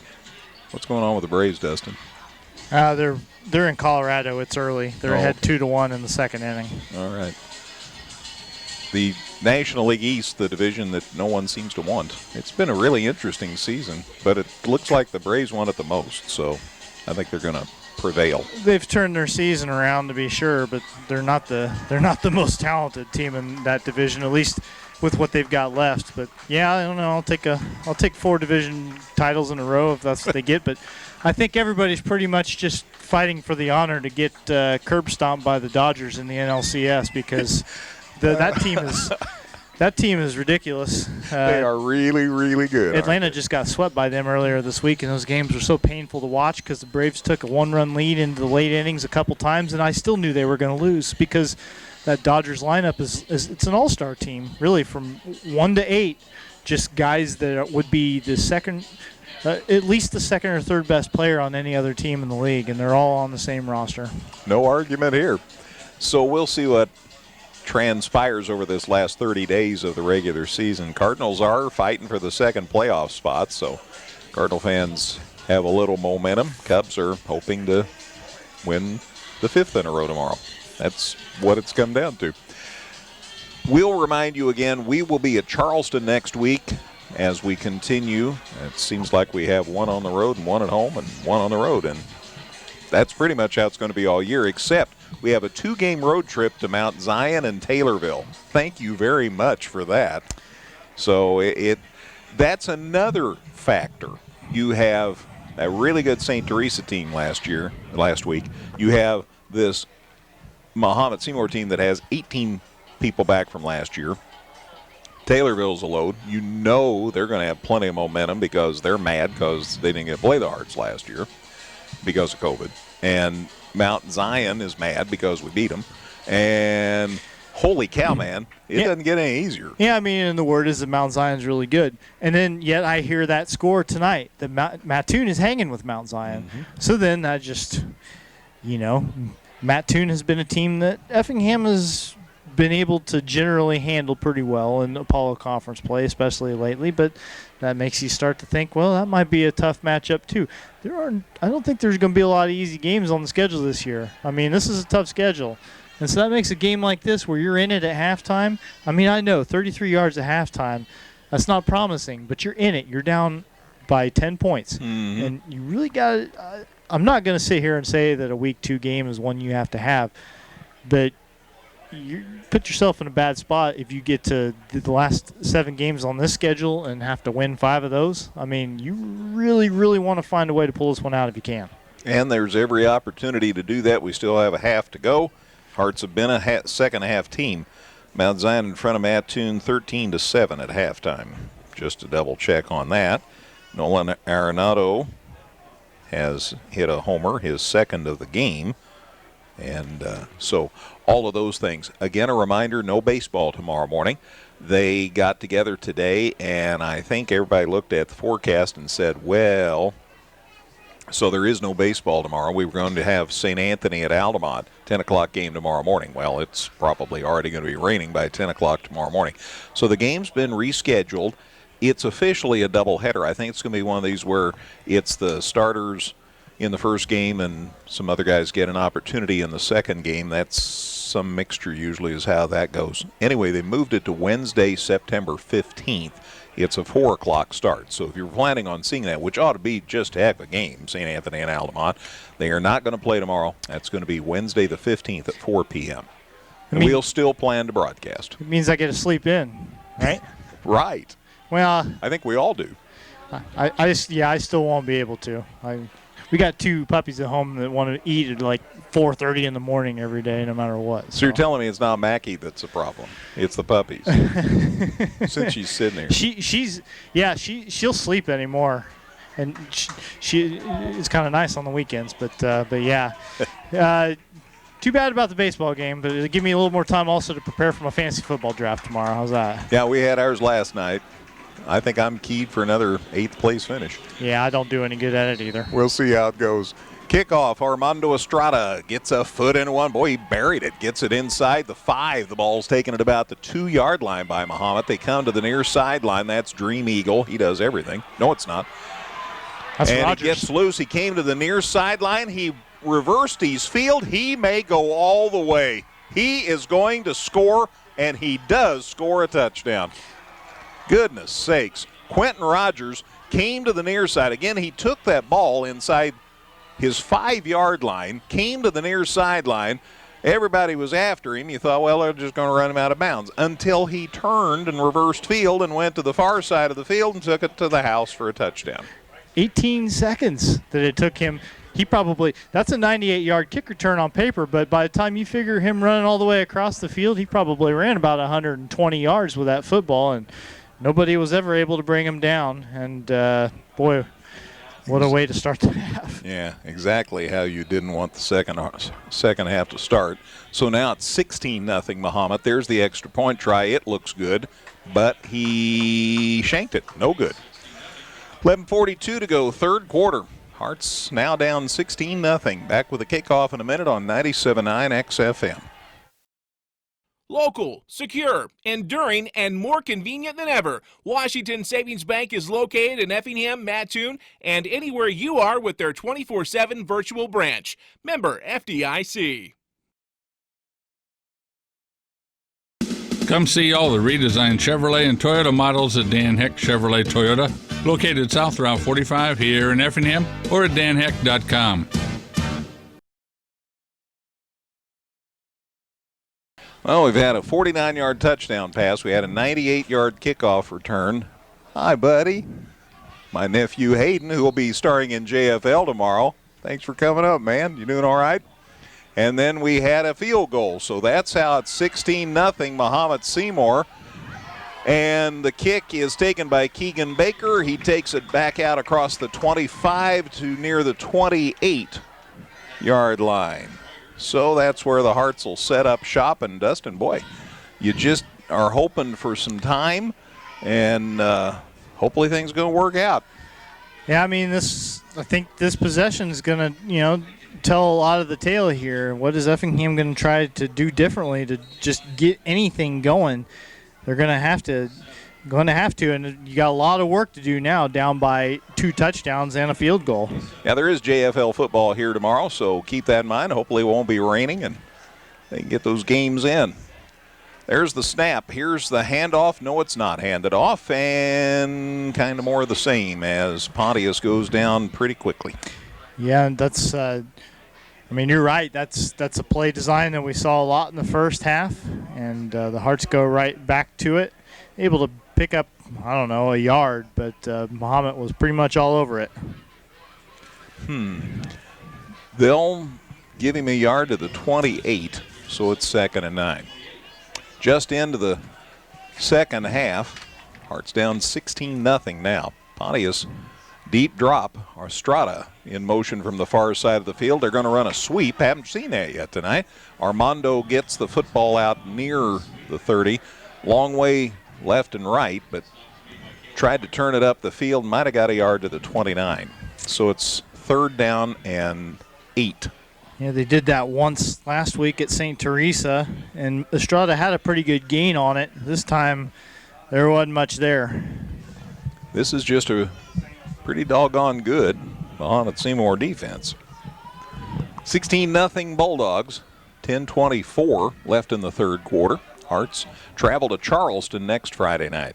There's the snap, looking to throw. No, he gets away, turns it up the field, and a pretty good gain. Gets it out near the 33-yard line. It's still going to bring up 4th down. Well, they brought Estrada from the other side of the line this time, faked to him, and he had an opportunity to throw a block that might have given Pontius a little more time, but instead he was dragged down after a pickup of a couple of yards. Gain to the 32. 4th and 6, and the Hearts will have to give up the football. So Pontius will see what he can do. Good high snap. There's the kick. High in the air and starting to get some air under it, and it ends up getting a great Effingham bounce, and it ends up about 25 inside the 25 to the 24-yard line. Yeah, I mean, Tanner's first punt tonight, there's not much sugarcoating it. It wasn't very good, but since then he's done a pretty good job. Good hang time, allowing the coverage team to get back there and not allow a return man to do anything with it. And then the bonus of that one really taking an excellent Effingham bounce. Another, probably at least a dozen yards. Give him 5 more yards. It's back to the 19. So the punt is back to the 19. That's where Mahomet-Seymour will start this drive with 9:34 left in the third quarter. Mahomet-Seymour still working from the shotgun. They throw out here in the flats. It's caught by Eagle. And he got away from Angel. And then Angel comes back and makes the stop. Nice work by Ozzie Angel and some help from Simmons, who kind of contained him till Ozzie could get back on his feet. I like that, where a kid doesn't get the tackle done, stays with the play, and still makes the stop. So Simmons and Angel, nice work on defense. It's a 1-yard gain to the 20, and it's 2nd and 9. Nice job. See what happens here on 2nd and 9. Taking his time is Baum. Now he's going to throw, maybe. Gets rid of it. Throw across the middle. It's caught. And boy, the guy who had the first tackle missed. And it turns up being enough for a first down out across the 35-yard line. Nierenhausen, I think, might have made the catch there. It is complete to the 35-yard line. Enough for a first down. So 1st and 10 for Mahomet-Seymour at their 35-yard line. 16-0 Mahomet-Seymour in front. There's the handoff, and they run it the far side, and a pretty good gain out across, I think, the 40. I'm going to double check on the spot. Luke Johnson with a nice run. Officials got it at the 39-yard line. So a gain of 5, and it's 2nd and 6. 8:26 to go. Third quarter. Let's see what the Hearts can do about getting another stop. From the shotgun, they've done that most of the night. Bomb ready, barking out the signals. Boy, almost offside. Now they throw, got a man down here, and it's knocked away, and they call a penalty. There was a collision, and I'm not sure Max Nelson even knew the ball was coming. Well, the problem is that Nelson didn't know the ball was coming. He hit the receiver before the ball got, a split second before the ball got there. He never got his head around, and that's going to be, you're not going to get, it doesn't look very good. And even if the timing of it was almost right, if the official never sees that the back never actually turned around and saw the football to make a play on it, then he's going to call pass interference, and he does give him the 15-yard penalty there. And the ball ends up at Effingham's 46-yard line. 15 yards on a pass interference play. So, new set of downs for Mahomet-Seymour, and they have it 1st and 10 at Effingham's 46-yard line. Just outside 8 minutes to go, third quarter. There's the snap, come out here, and they throw again in the flats. The ball's caught, and again the same result, maybe a yard. Again, Angel and Simmons teamed up on the tackle after the pass out here in the flats was caught by Valiant Walsh, but only for a gain to the Hearts 45, a gain of 1, and it's 2nd and 9. So both times they run that, it's resulted in a 1-yard gain through to the same defenders. And they did their job again. So the ball at the Effingham 45, 2nd and 9. And Baum gets the snap, and there's the handoff to Johnson, and there the Hearts stayed home and got him for a loss. Nice work. I think that's Heil teamed up for the Hearts, and he teams up with Maddox Burner. Maddox Burner And Logan Heil teamed up on the stop, and there's a loss back to the 48-yard line. So a loss of a yard. It's 3rd and 11. Just 16 yards on 10 carries for Luke Johnson. A lot tougher sledding for that young man tonight than in week 1 against Canton. Ended up with 118 rushing yards last week. So 3rd and 11 here. Let's see what the Hearts can do.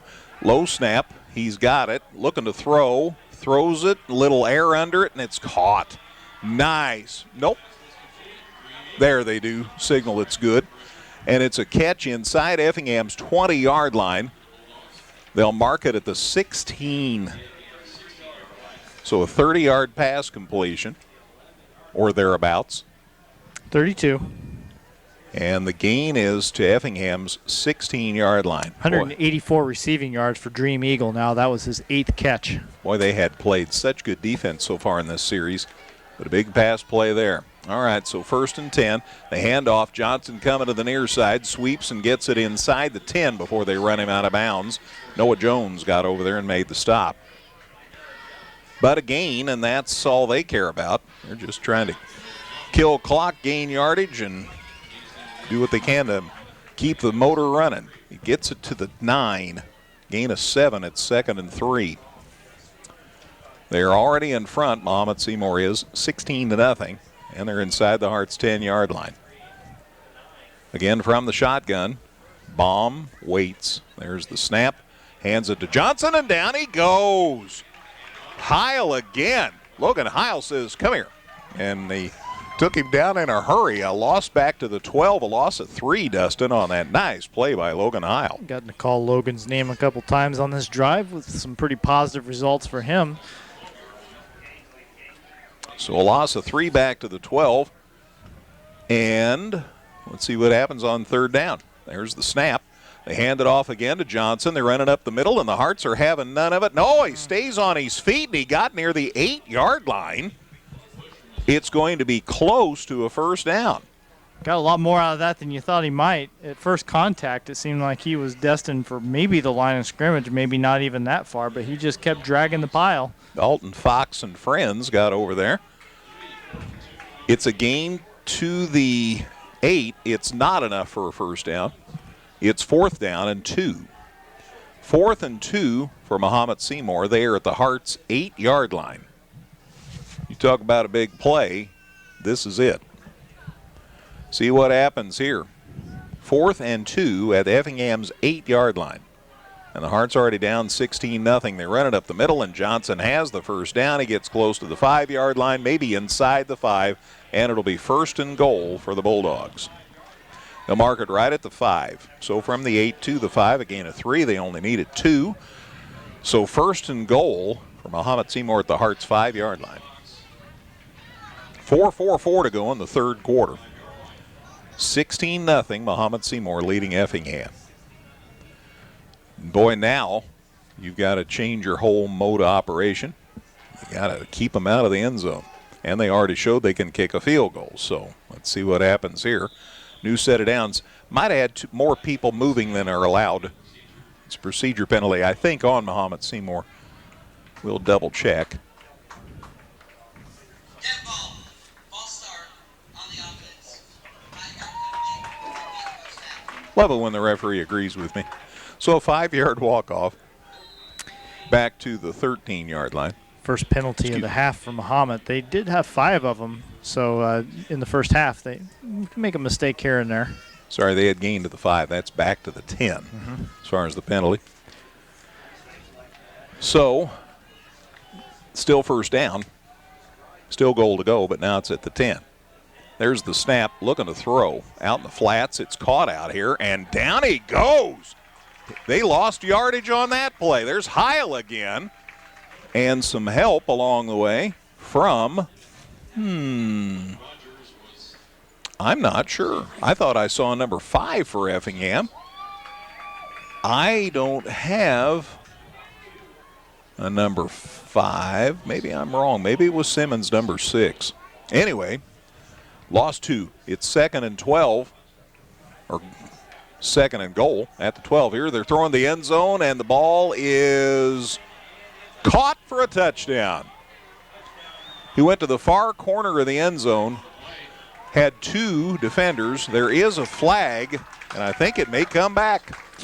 Yep, that was Luke Johnson that caught that ball back in the end zone. But, yep, they're going to bring this one back. So the huge break for Effingham. I don't know, we say break, but obviously they wouldn't have scored but for the penalty, right? It's a hold on Mahomet, so that'll bring it back 10. And that'll move it back to the 22. So it's first and goal at the 22. Second and goal. Second and goal at the 22. Well, Mahomet had a situation like this where they had a goal to go and kept getting pushed back farther and farther, and they ended up not getting in the end zone. See if Effingham can do the same here. 26. Excuse me, we were already back to the 16. 10 more yards here on the hold. So it's second and goal at the 26. Sorry, my math skills are escaping me tonight. There's the snap, looking to throw to the end zone. He's got a man there. There's a lot of contact. It falls incomplete. And good work by Angel. No, they called it. They threw a flag. Where is the flag? It's right there in the middle. And, okay, just between the 10 and the 5. Angel's going to get that pass interference penalty. It's just another case of not ever seeing the ball and hitting the receiver. And another case of, I guess, they'd have had a touchdown if he didn't commit the penalty. So do what you can to prevent the play from scoring, resulting in a score. And we'll see what happens here after they walk it off. Should be half the distance, I think, from the spot where that occurred on the field.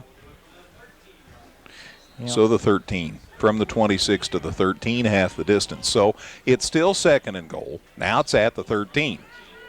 And they run it, and they turn it up, and they've got a touchdown. Man, he busted loose, and what a nice run by Valiant Walsh. He got loose, took it in from the 13-yard line, and like that, the lead for Mahomet-Seymour extends to 22-0. Score comes with 3:13 to go in the third on a 13-yard touchdown run by Valiant Walsh. Between Valiant Walsh and Dream Eagle, they have some cool names on this team, and they also have some good football players. So now 22-0 Mahomet, and they'll go for 1. Here's the kick. Looks good to me. And the officials agree. 23-0 Mahomet-Seymour. Score comes with 3:13 to go, third quarter. Back with a kickoff in a minute on 97.9 XFM. Evergreen Nursing and Rehabilitation Center wishes area teams the best seasons ever. Evergreen has rehab to home suites for short-term rehab following hospitalization. They offer physical, occupational, and speech therapy. Go to Facebook at Evergreen Nursing Rehab for more information. The Giving Plate, a meal service with heart. Purchase fresh and frozen meals along with salads and wraps. We have provided over 1,000 free meals to members of our local community. Check us out at our website and order online at thegivingplatemeals.com. All right, a huge drive. 13 plays, 81 yards, 6:21 came off the clock. Highlighted by the 13-yard touchdown run by Valiant Walsh. The kick was good. And Mahomet-Seymour now leads at 23-0. Here's the kickoff to the Hearts, and boy, there's not much there as they can't return it to the 10-yard line. As Westendorf, who was so effective last week for the Hearts, ran some 90 yards, has pretty much been on special teams tonight and gets the ball to the 9. So the Hearts will set it up first and 10 at their 9. The drive will start with 3:07 to go in the third quarter. Yeah, kind of a bouncing kick that Westendorf fielded back on his heels with his momentum carrying him back toward his own end zone. And by the time he got going up the field, the Mahomet-Seymour coverage was all over him, and so a long field for the Hearts looking in front of him. So far, Tanner Pontius's birthday has not gone as he'd hoped as far as the football game.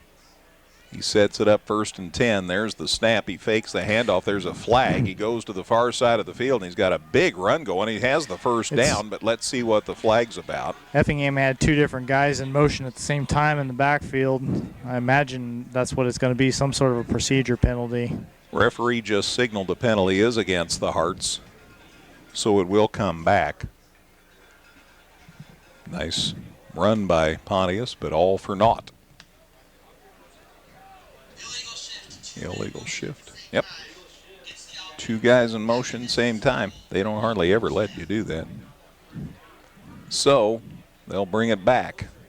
And the line of scrimmage was the 9, so it'll go back 4.5. So it's basically at the 5-yard line. So still first down, but now it's 14. First and 14. Just not working right on not much working right on offense tonight. 2:59 to go, third quarter. Hearts are down 23-0. Lost 42-7 last week. Headed to Charleston next Friday night. Pontius back in the end zone, gets the snap. He comes to the far side of the field, turns it up, and gets it out across the 10-yard line. So let's see what happens. And I think the Hearts want to maybe hurry up the offense a little here and maybe catch Mahomet-Seymour back on their heels. Ball is placed at the 12-yard line, Dustin. There's the snap. Going to throw across the middle. It's a little long, and it comes up incomplete. Just led the receiver a little too far. I think that was Caden Walls, correct? That was the intended receiver, and yes, sir. Just couldn't quite get it to his hands. So the incompletion will stop the clock with 2:39 to go. And it brings up a 2nd and 7. And they're ready to roll again. Steps up to the pocket. Got a man. It's Fox. He's caught it. Dalton Fox into territory of the Mahomet-Seymour crew. Pretty pass. Just a pass over the middle. Fox caught it right in stride. Dalton gets it inside Mahomet-Seymour territory to the 48-yard line. 1st and 10, and the Hearts are rolling. There's the snap. They fake the handoff, and Pontius just needs to hang on to it and go down with the ship, and he does. And that'll bring up a 2nd down, a loss on the play back to the 47 of Effingham. So 47-yard line, a loss back to the 47 at 2nd and 15. Here's the handoff, and boy, Mahomet played that excellently. About the time the Hearts made the handoff to Westendorf, Mahomet-Seymour was waiting. A great defensive play by their number 29, and good work there by Ryan Yancey as he makes the stop, and another loss now back to the 44, Dustin. Here's another handoff, and down goes Westendorf. He didn't even have time to look downfield. Boy, you get that big play, and then Mahomet reminds you of how the rest of this game has been going. I mean, just up in their faces, another 4 yards lost for Westendorf there. Somebody better get some play video on Nick Golden. He made another stop there. I mean, you're barely getting the handoff done. Yeah, I and mean, they're waiting to put your man down. I think a lot of it just boils down to athleticism. Golden is just outmanning pretty much anybody out there for the Hearts right now. Minute to go in the third quarter. 23-0 Mahomet-Seymour. Let's see what the Hearts can do on 4th and 22. They're going to go for it. Looking to throw. Pontius got some time. Now he's on the run. There's the pass, and it is incomplete, or is it intercepted? It is intercepted. It's 4th down, so it's kind of a moot point, except we didn't get to punt. The man with the pick is Cale Schweigert. And it'll be 1st and 10 for Mahomet-Seymour at Effingham's 47-yard line, so about where the play was, where the nose of the football was before that play. So 1st and 10 for the Bulldogs. They get the interception on 4th down. 1st and 10, they are at Effingham's 47-yard line. This drive will start with 45 seconds left in the third quarter. Mahomet-Seymour already leading 23-0 and coming back for more. Baum in the shotgun, looking to throw, looking across the middle. Got a man, there's the pass, it's caught, and he may be gone again. But a nice defensive stop by the Hearts. Good work by Effingham. I'm trying to see if that's Max Nelson or if it's Simmons. It's Connor Simmons. He makes the stop, but the catch nonetheless is by Valiant Walsh, and it's complete to the Hearts' 20-yard line. Complete to the 20. They throw out in the flats here, and it's complete, and he stepped around 2 defenders, and he gets near the 12-yard line, and that's Dream Eagle, and that is complete to the 11-yard line. There is a penalty. Let's see what this is about. Could be against Mahomet-Seymour, excuse me, and it is against the Bulldogs. See about the indication here. holding on Mahomet-Seymour. So that'll bring it back 10 yards. So that'll blunt the momentum. Down to 14 seconds in the third quarter. Ball brought back Dustin to the 26. So Mahomet at the Hearts' 26-yard line on that hold. So the penalty at the 16 and bring it back 10. Again, first and 16. Football again at the 28-yard line. Now they're still talking. And the Hearts make a change. Simmons checking his leg there, so they pull him off the field. Hopefully he's going to work out okay there. And let's see if they do even snap the ball. And they do right at the quarter break. They throw it across the middle, got a man there, and it is caught for a touchdown. Boy, I don't know. I thought that had a lot of grass, but they call it good. Now, an official ran down there and is talking to the official that called it a touchdown, so I'm going to not leave the play here for a second. No, it is incomplete. See, that's what I saw. Good job by the officials getting together. We always try to compliment them when they work well together, and there was a case where the one gentleman called it a touchdown and another guy said, "No, I don't think so." So it's incomplete. That does end the third quarter. So after 3, it's Effingham 23, or it's Mahomet-Seymour 23, Effingham nothing. Fourth quarter on the way in a minute on 97.9 XFM.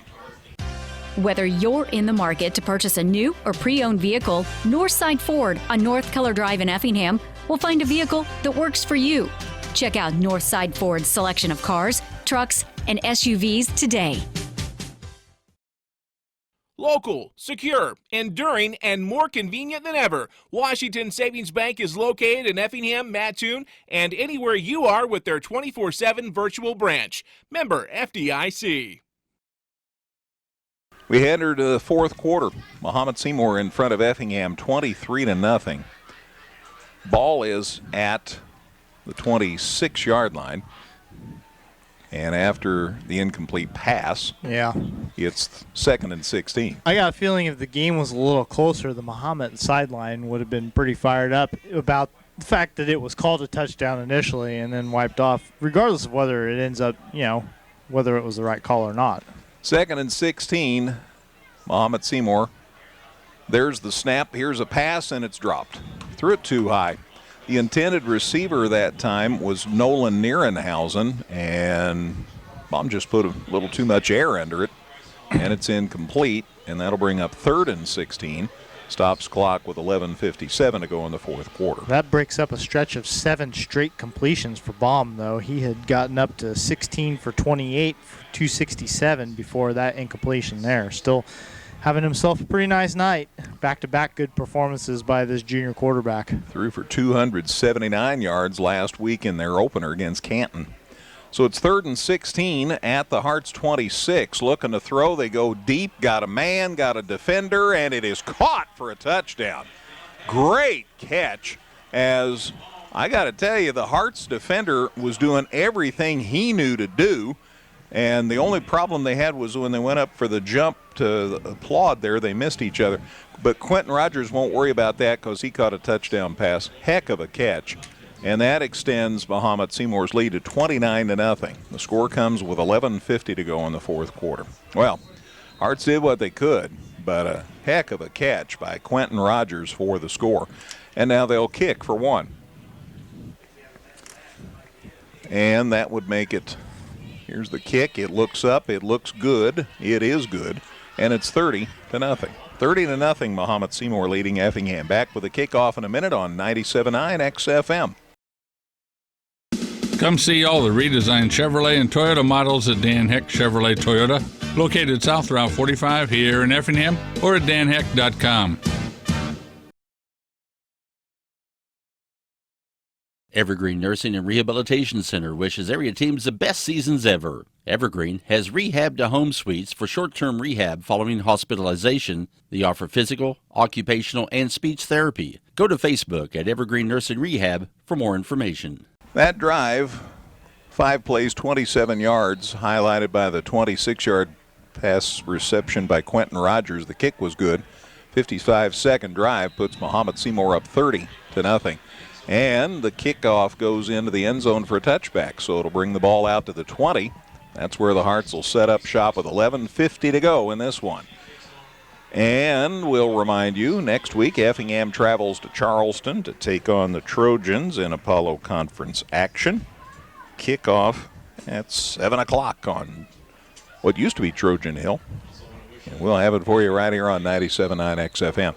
Again, I mentioned that we don't have baseball for you tomorrow. There is no baseball game tomorrow, as it was to be St. Anthony at Altamont, but they've called the game off. They'll play it on Wednesday the 15th at 4 p.m. We'll have it for you then. Hearts run it up the gut. Keegan Baker finally with a little room gets it out across the 20. Let's see if they set it down at the 23. They do. That's a 3-yard gain, obviously, and it's 2nd and 7. Tells you what kind of a night it's been for this Mahomet defense against Effingham, that we watch Keegan Baker run it for 3 yards up the middle and think, well, now there's something. It's just been that kind of night. Yeah. You just have to pick your spots as far as something to hopefully build on. They've got Pontius up under center here. They fake the handoff, and a pass is caught and dropped. Wow. I'll tell you what, he did a pretty good job of hitting Estrada on the run right there. That's Armando Estrada coming right to left across the field, and Armando just couldn't hang on. Pretty good ball from Pontius. Incomplete pass stops clock with 11:11 to go in this one, and it's 3rd and 7. Hearts down 30-0. They lost 42-7 last week, so we'll find out what it's going to take to right the ship. Long season. Just week 2. Let's see what happens. See what happens in this last 11 minutes. There's the snap, and they come to the near side. Pontius throws, and the ball is again off the hands of the intended receiver. This time it's Caden Walls, and it's incomplete.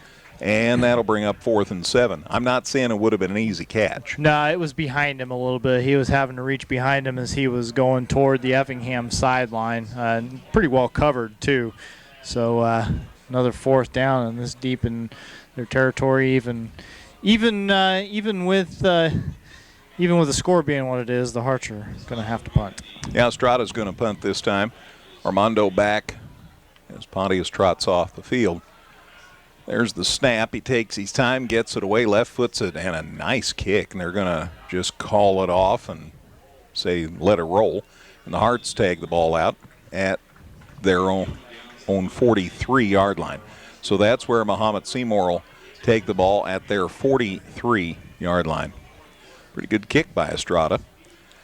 But a new set of downs for Mahomet-Seymour with 10:56 left in this one. And they already lead the Hearts 30-0.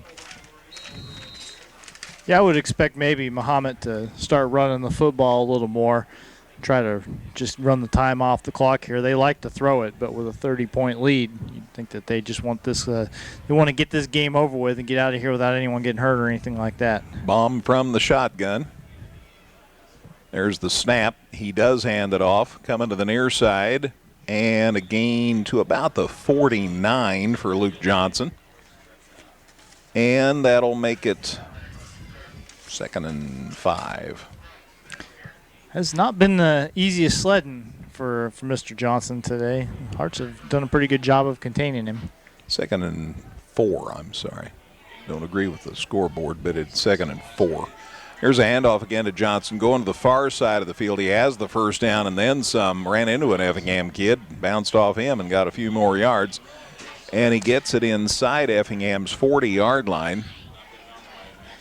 Yeah, I never played football, but it's got to be a good feeling to stiff-arm somebody and just knock them backwards like Luke Johnson did on the end of that run right there out to the 39-yard line of Effingham. So a gain for the first down.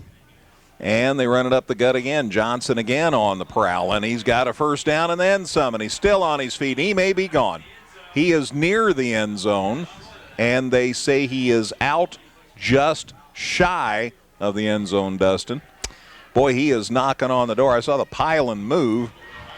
Well, he may get close to that century mark after all. That's a 36-yard pickup for him, and he's gotten all the way up to 81 yards on 17 carries with runs of 12 and 36 on back-to-back plays here. They give him to the 3. Gain to the 3. So first and goal at Effingham's 3-yard line. Ran out of bounds, stopped the clock with 10:13 remaining. So Mahomet-Seymour has been really steady tonight about pulling away from the Hearts. They lead it 30-0 now. Man in motion. There's the snap. They run it up the gut.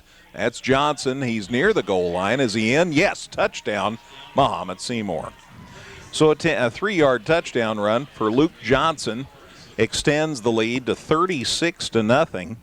The score comes with 10:07 left in this one. So little by little, Mahomet-Seymour continues to pour on the coals. 3-yard run for Johnson for the score, and it's 36-0. They missed an extra point. That's why it's 36. Here's the kick. It's up. It looks good. It is good. 37-0 Mahomet-Seymour. Back with a kickoff in a minute on 97.9 XFM. The Giving Plate, a meal service with heart. Purchase fresh and frozen meals along with salads and wraps. We have provided over 1,000 free meals to members of our local community. Check us out at our website and order online at thegivingplatemeals.com. Whether you're in the market to purchase a new or pre-owned vehicle, Northside Ford on North Color Drive in Effingham will find a vehicle that works for you. Check out Northside Ford's selection of cars, trucks, and SUVs today. All right, here's the kickoff taken by the Hearts at about the 5, really near the goal line. In fact, there's a flag. Let's see what that's about. Hearts blowing it down the sideline, still on his feet near midfield. Nice return. That's Keegan Baker. They'll spot the football at the 48. Now let's see what the penalty's about. I'm a little concerned about the penalty. That was an exciting kick return that's probably going to mostly not count. I hope I'm wrong. But meanwhile, Mahomet-Seymour has a player injured at midfield. They help him off the field. Now we can sort out the penalty. You got John Adkins, the illegal block in the back. One reason why Keegan Baker was able to return that kickoff to midfield. In addition to talent. But you sometimes feel those penalties might have a cause, might have a factor. That flag's all the way back at the 11, Greg, so it's going to end up being a 95-yard field or so for the Hearts looking at instead of getting it almost to midfield on that kick return. Yeah, if the flag was at the 11, that'll run it back to the 5.5. Half the distance back there. So let's see where they plant it. Just out across the 5. That is good math, gentlemen. But not a good field position for the Hearts. So they'll start this drive with 9:56 remaining. Man, 37-0 Mahomet-Seymour. It's just been gradual. They've just pulled away throughout the game. Well, especially in the second half. I mean, 10-0 at halftime, and then pretty methodically taking it to the Hearts here in the second half of play. We often talk about wars of attrition, and tonight it's been to Mahomet-Seymour's advantage. Hearts hand it off up the middle. That close to the goal line. They're not trying anything too fancy. John Westendorf hands the ball off. And we have a whistle because we have a player down. Yeah, Mahomet's got another one hurt. See where they're going to plant this. Don't know where they're going to set the football down yet, so I won't give you a down or a yardage. That near the 5, though, is where it's going to end up. I'm looking to see if I can get a glimpse of who the Mahomet player hurt is. It might be their star receiver, Dream Eagle. I'm going to wait till he gets up, but while they're going to win this game tonight, that would be a big deal for them to have a player of that caliber get hurt in any way going forward. Clock stopped with 9:44 to go in the game. Now they have him up, and it's the man who's been such a menace on defense yeah, tonight. That's actually Nick Golden. So not the right one, but still a stalwart for this Mahomet-Seymour team nonetheless, and he is being helped off the field, not putting a lot of weight on probably his right leg, it seems like. Glad to see he's up anyway. They've got a man on each side of him, though, helping him off the field. So hopefully he's going to heal well.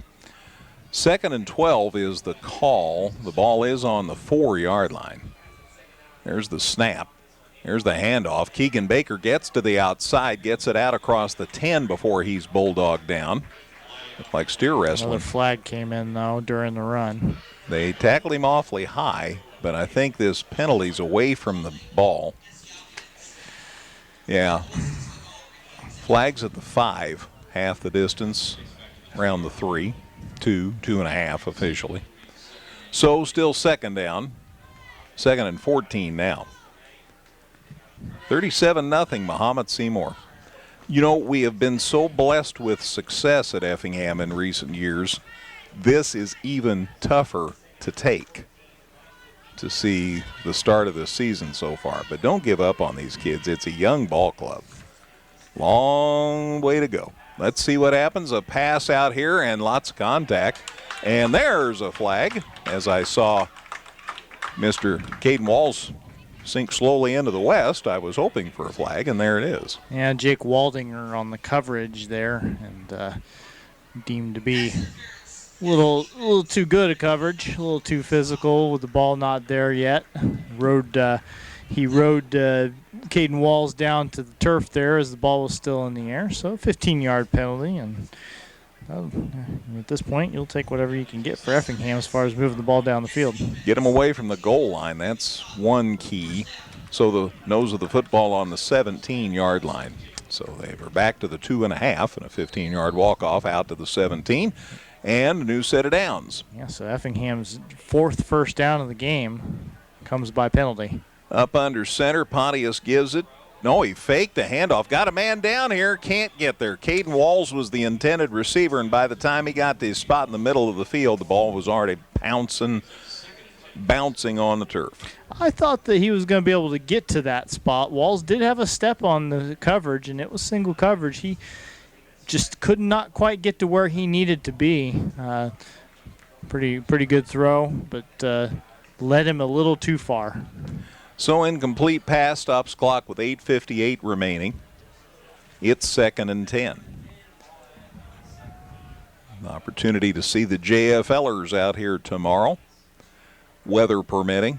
A lot of rain potentially tomorrow. There's a handoff to Keegan Baker. He got it out across the 20. We've got players away from the ball hitting the turf. That doesn't happen a lot, but one for each team. That does happen a lot. As it is, the gain is to the 21. So that'll bring up a 3rd and 6. Down to 8:37 left in this one. Again, headed to Charleston next Friday night for more Apollo Conference play. Kickoff at 7 here on 97.9 XFM. And again, I'll mention, no baseball tomorrow. They've moved that game from tomorrow morning at Altamont. Going to play it on the 15th now at 4 p.m. Pontius rolls to the far side after the snap. He comes back. The play is incomplete. Caden Walls, again, the intended receiver. And now he's having a little time to throw. Not a lot, but a little time to throw, and just not able to make connections. So that incompletion stops clock with 8:10 to go, brings up a 4th and 6. And this deep, the Hearts are going to kick the ball away. Walls might have hauled that one in, but he was along the sideline, might have been out of bounds is what happened there. But you're right. One way or another, it's not a completion, and it's another punt situation. Estrada's going to kick again.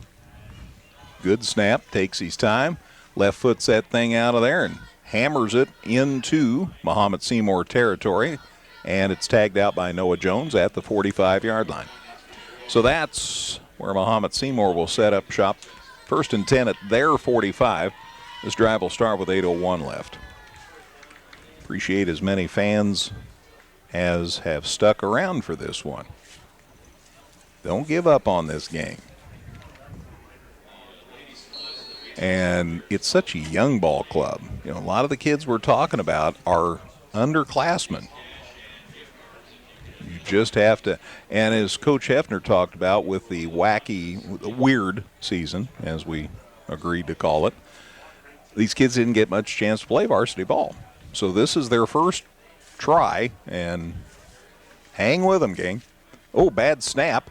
Got a different quarterback in there for Mahomet. They get it inside or out across their own 45, maybe right back to the line of scrimmage. That's Nolan Nierenhausen, who's been in the game. But, he took the snap there and took it off the turf as it hit the ground for a minute and then had to run for it and still was able to gain a yard. So they gained a yard, and it's 2nd and 9. And it looks like Nierenhausen's going to be the quarterback now for the rest of the show for the Bulldogs. No sense, right? No sense leaving your starter in there, I guess, with 37-0 lead. I think you'd have to feel pretty comfortable about that. High snap, Nierenhausen. Nice job of going up for it, and then he handed it off, and the guy says, thanks a lot, since there's 6 guys coming after me. Appreciate that handoff, buddy. I'm Riken Kirby, number 40, is the guy who took that one. And I'm going to guess. I'm going to put this out there. I'm guessing that maybe Mahomet also has a new center in the game. He told Nierenhausen, thanks, brother. You could have just kept that yourself. Lost back to the 40. It's 3rd and 15. 6:40 left in this one. We'll talk with Coach Hefner on the post-game show. And all of Dustin's stats and scores from Caleb. Again, thanks to Wayne for helping us out doing the video work tonight, since CJ's trotting the boards, making his theatric debut tonight. There's the snap and the handoff, and the Hearts say, we're having none of that, and down he goes. Nice work. Kirby again, the ball carrier, and another loss. Kirby's going to take a whole game's worth of shots in the backfield and one possession here back to the 37, so another 3-yard loss. Charlie Ring getting some more time. Remember, he recovered that fumble for the Hearts earlier in the contest, and he was in on that tackle there. Down to 5:48 to go. Bomb in the game, so you assume he's going to punt. At 4th and 18. He's ready. We're all ready. He's going to let that clock run all There's the snap and the kick, and the punt's decent. Oh, and it got a huge bounce for Mahomet-Seymour. He just kind of half kicked that one, but boy, it bounced and rolled and rolled. Clear back inside Effingham's 25-yard line to the 23. So that's where the Hearts are going to set up shop here with 5:23 remaining. 1st and 10 again at their 23-yard line. 37-0 Mahomet. And the Hearts head out on offense. And we'll see who is doing the heading. Looks like the same gang to me. 5:23 remaining. Pontius up under center on 1st down. Handoff to the deep back. Great dip of the shoulder. Wonderful run. John Westendorf, best run of the night. Carried it out to the 40-yard line. That was pretty. Gain to the 40. Boy, there was one dip of the shoulder, and he faked the guy out of his shoes, and a nice gain there. And the Hearts with a new set of downs out to their 40-yard line. See if they can build on that. Anything's better than something to nothing. So let's see if the Hearts can get some points on the board here.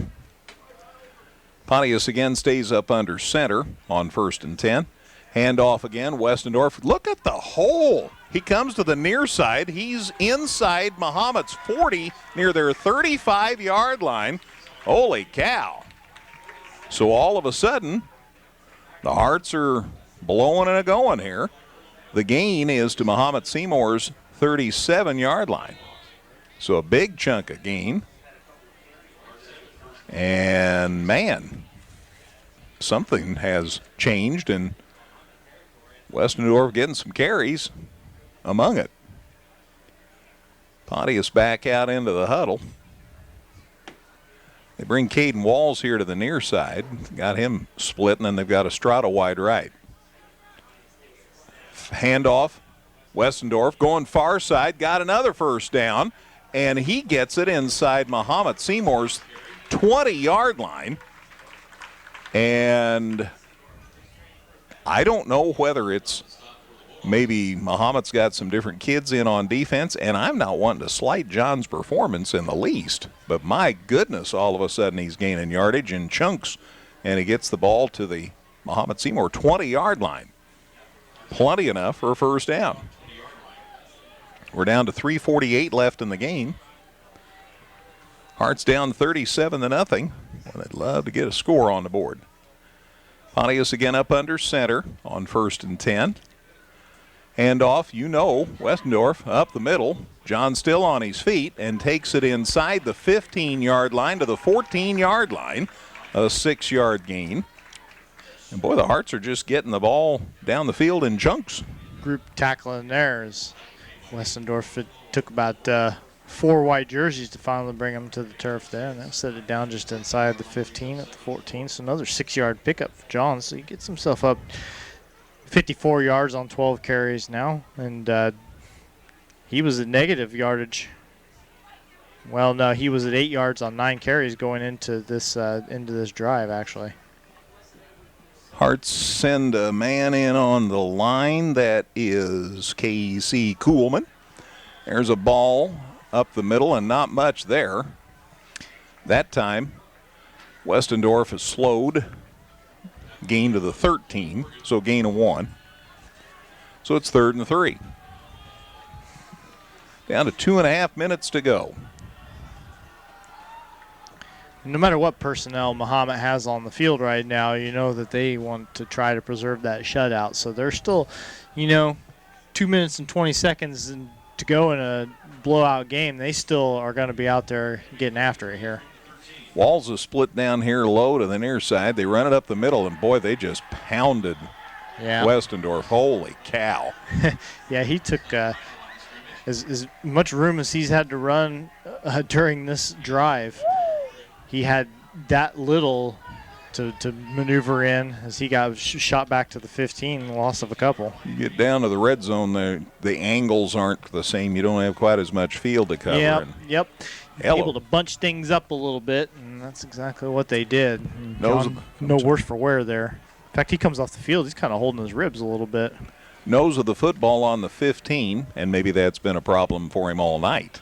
And maybe that's why we haven't seen as many rushing opportunities for him tonight. Pontius up under center. Deep back. There's the handoff and getting it inside the 10. A nice run for the Hearts, and that's carried by Chris Hemwall. Chris Hemwall, number 42, with a gain, and the gain is enough for a first down. Got it to the 9, Dustin. So it's 1st and goal. We're down to 1:05 to go in the game, but it's 1st and goal at the 9. So let's see what the Hearts can do here. So Hemwall in after the injury to Westendorf. Hemwall up the gut, drives and dives and gets it near the 3-yard line.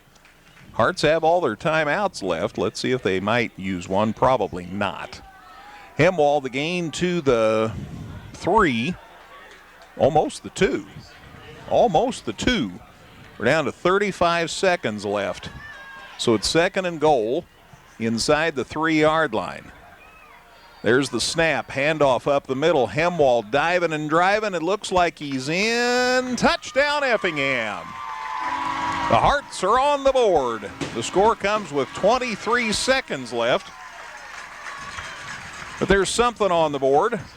So Chris Hemwall, some nice carries to follow up after Westendorf came off with an injury. And the Hearts are on the board, 37-6. Let's see about the extra point here. Ozzie Angel will put it up after we get one more person out there on the line for the Hearts. And there he is. There's the snap, the placement, the kick's up, looks good to me. The officials agree. And it's 37-7. Ozzie Angel with the extra point. Again, 23 seconds left. Kickoff on the way in a minute on 97.9 XFM.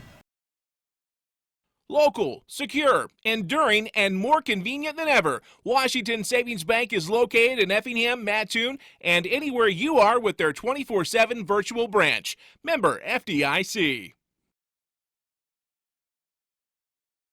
Come see all the redesigned Chevrolet and Toyota models at Dan Heck Chevrolet Toyota, located South Route 45 here in Effingham, or at danheck.com.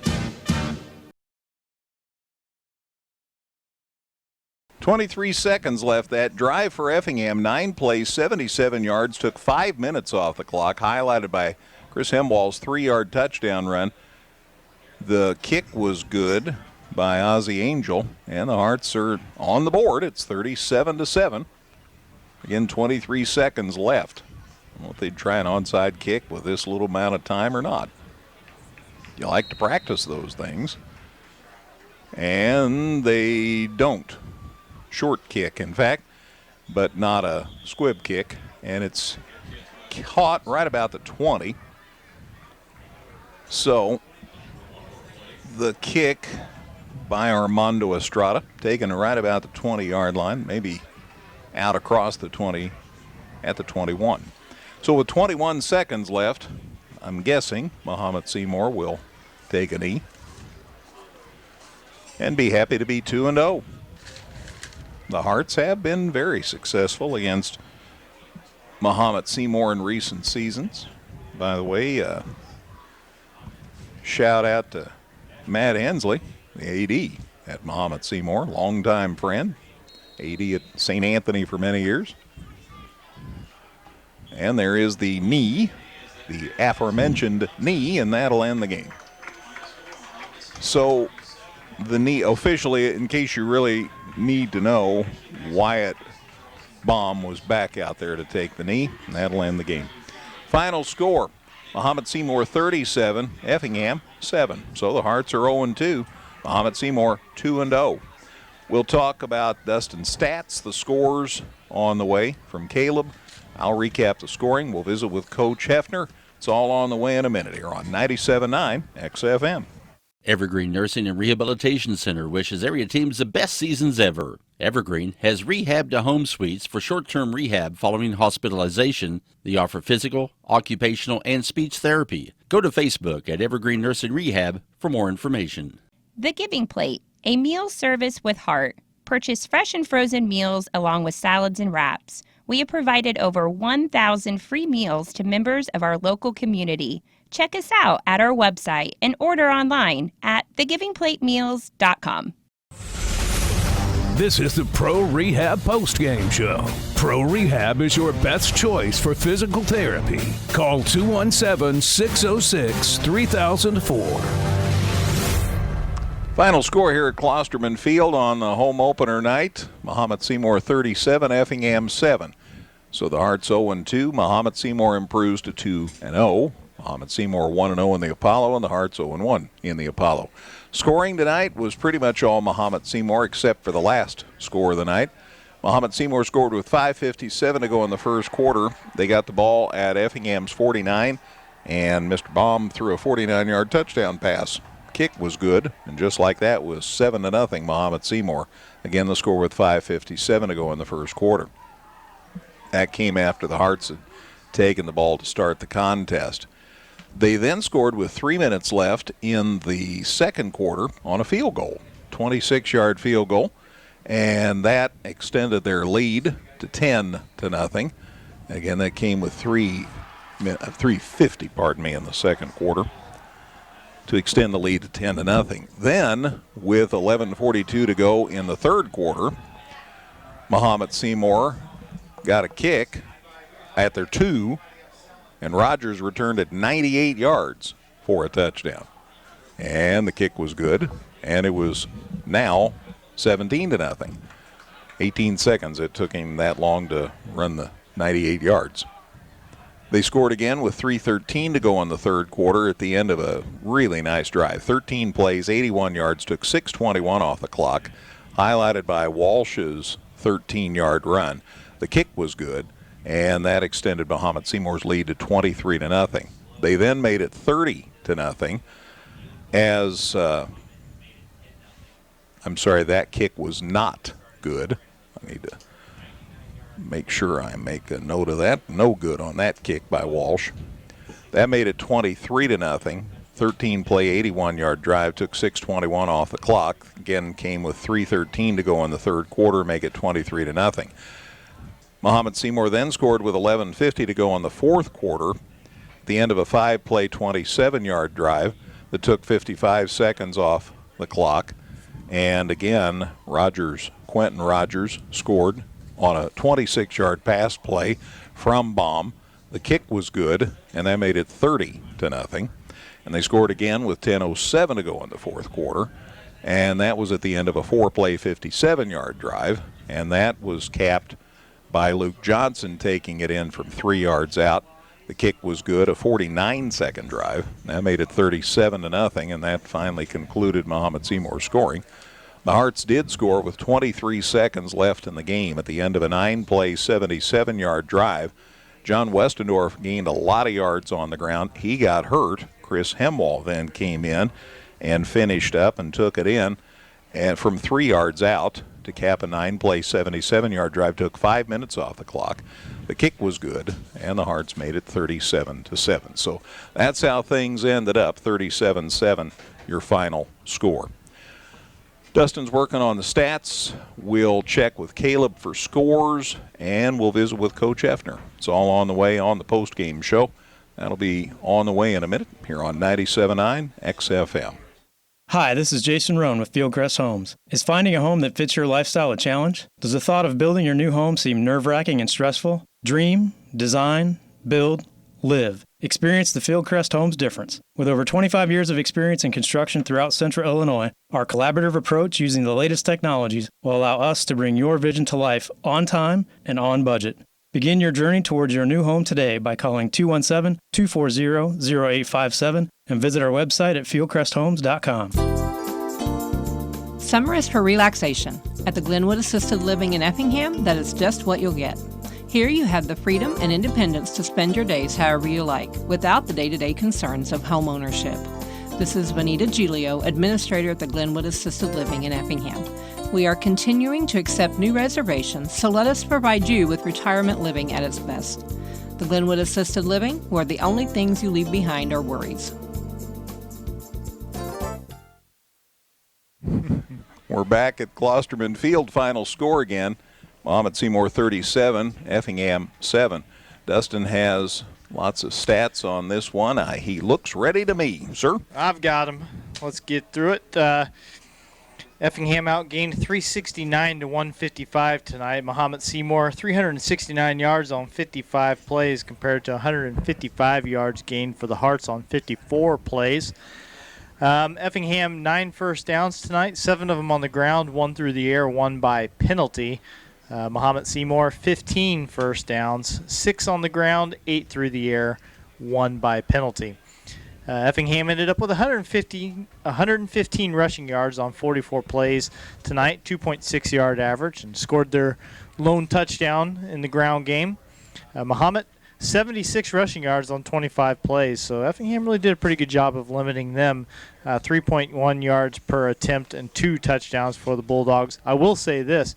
After being held to 2 rushing yards in the first half, Mahomet did gain 74 yards on the ground on 14 attempts in the second half, so a little bit better success for them after the break. Passing the ball, Effingham 10 pass attempts tonight, just 1 completed. 1 intercepted, 1 completed. The completion was a 40-yarder. Mahomet, meanwhile, put the ball in the air 30 times tonight, 17 times completed for 293 yards and 2 scores. They were not intercepted. So the turnover story, Mahomet turned it over twice. They lost a couple fumbles in the first half, put the ball on the ground 3 times overall. Effingham's lone turnover was that interception.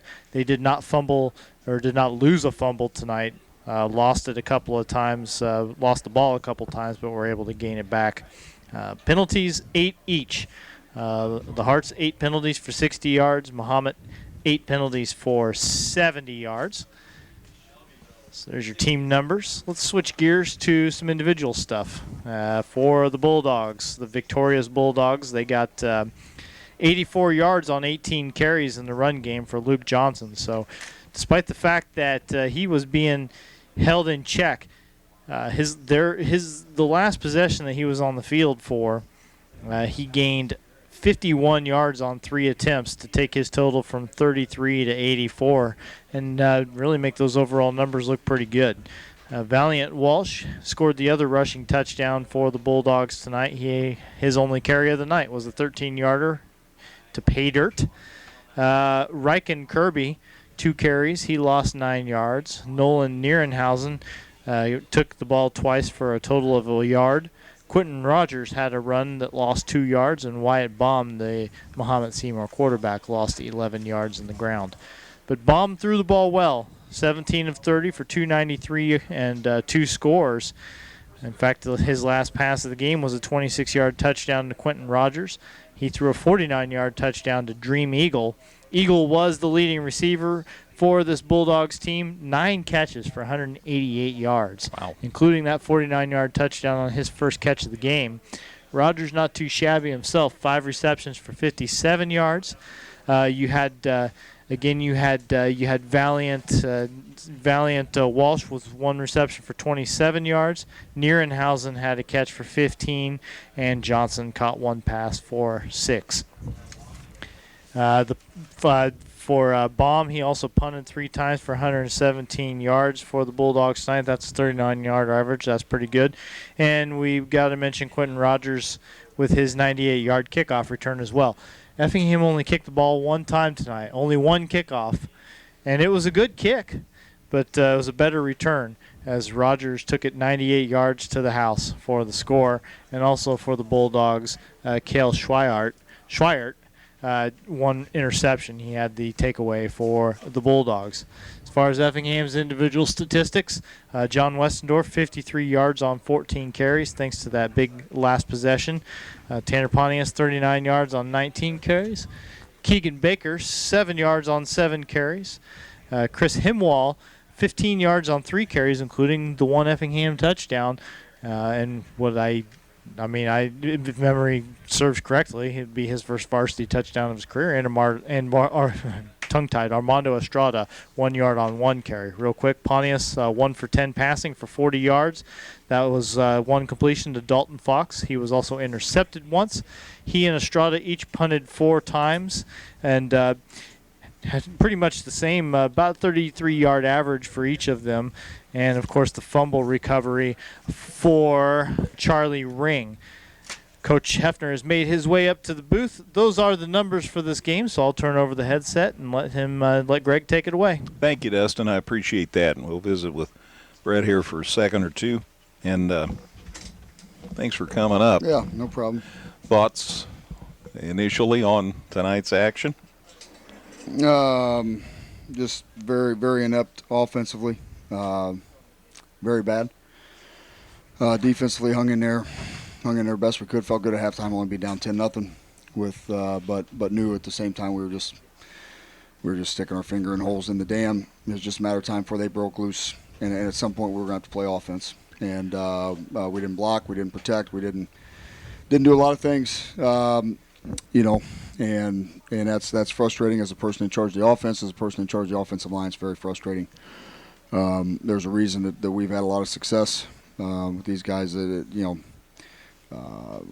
with what we do to have people load the box and bring people up like that, we should be thrilled at that. And if you go back and look at the stats against them of people that do that, we've been pretty good. Tonight we were terrible, absolutely horrible, and it's frustrating.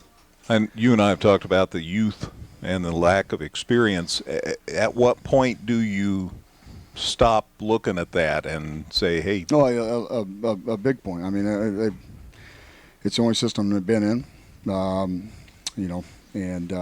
at some point, what you do in practice and what you do within your practice segments has to carry over into a game.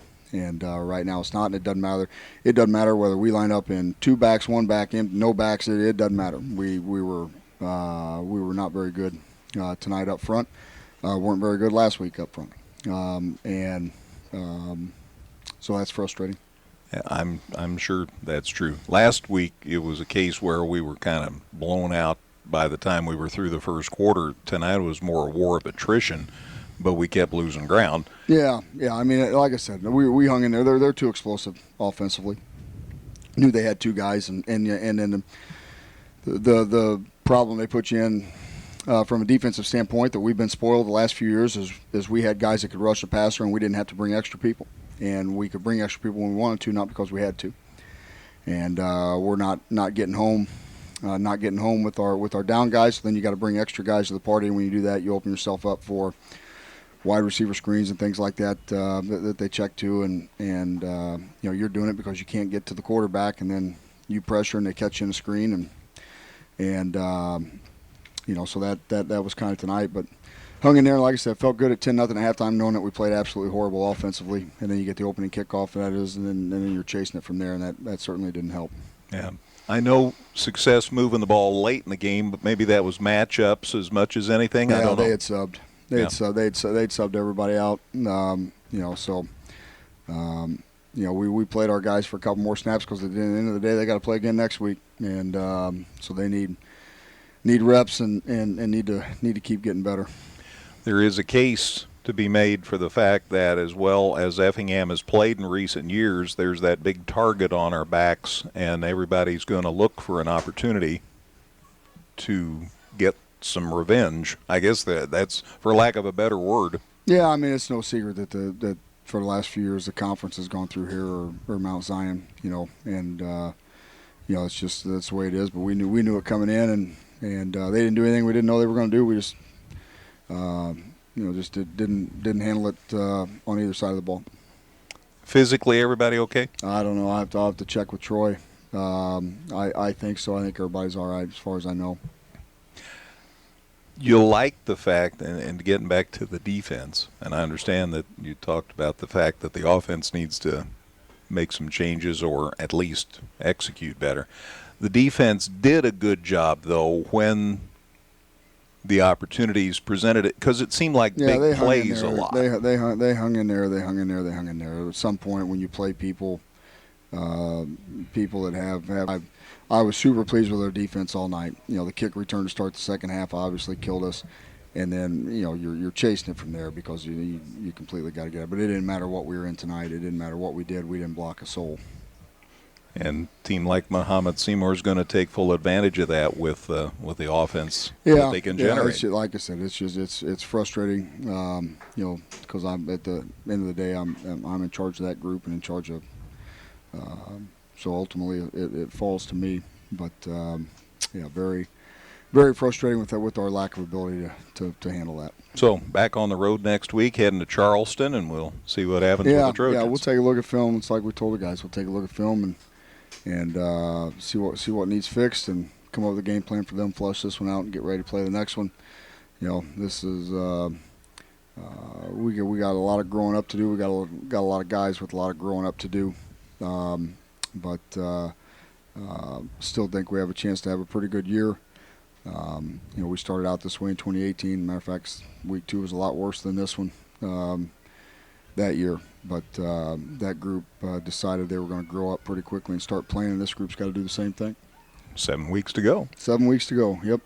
All guaranteed next week.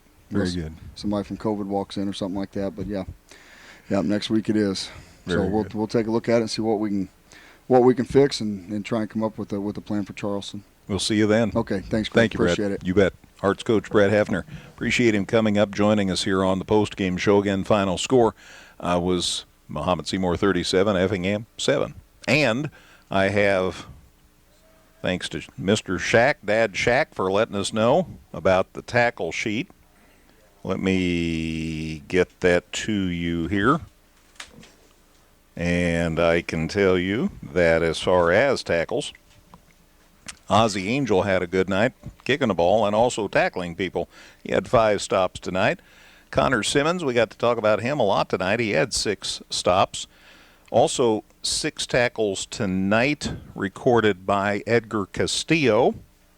3 stops tonight for Max Nelson. 4 tackles tonight for Damon Kalber. Wow, big night. 9 tackles registered by Noah Jones. We talked about him some tonight, and that's a nice night. Also, 6 tackles tonight recorded by Dalton Fox.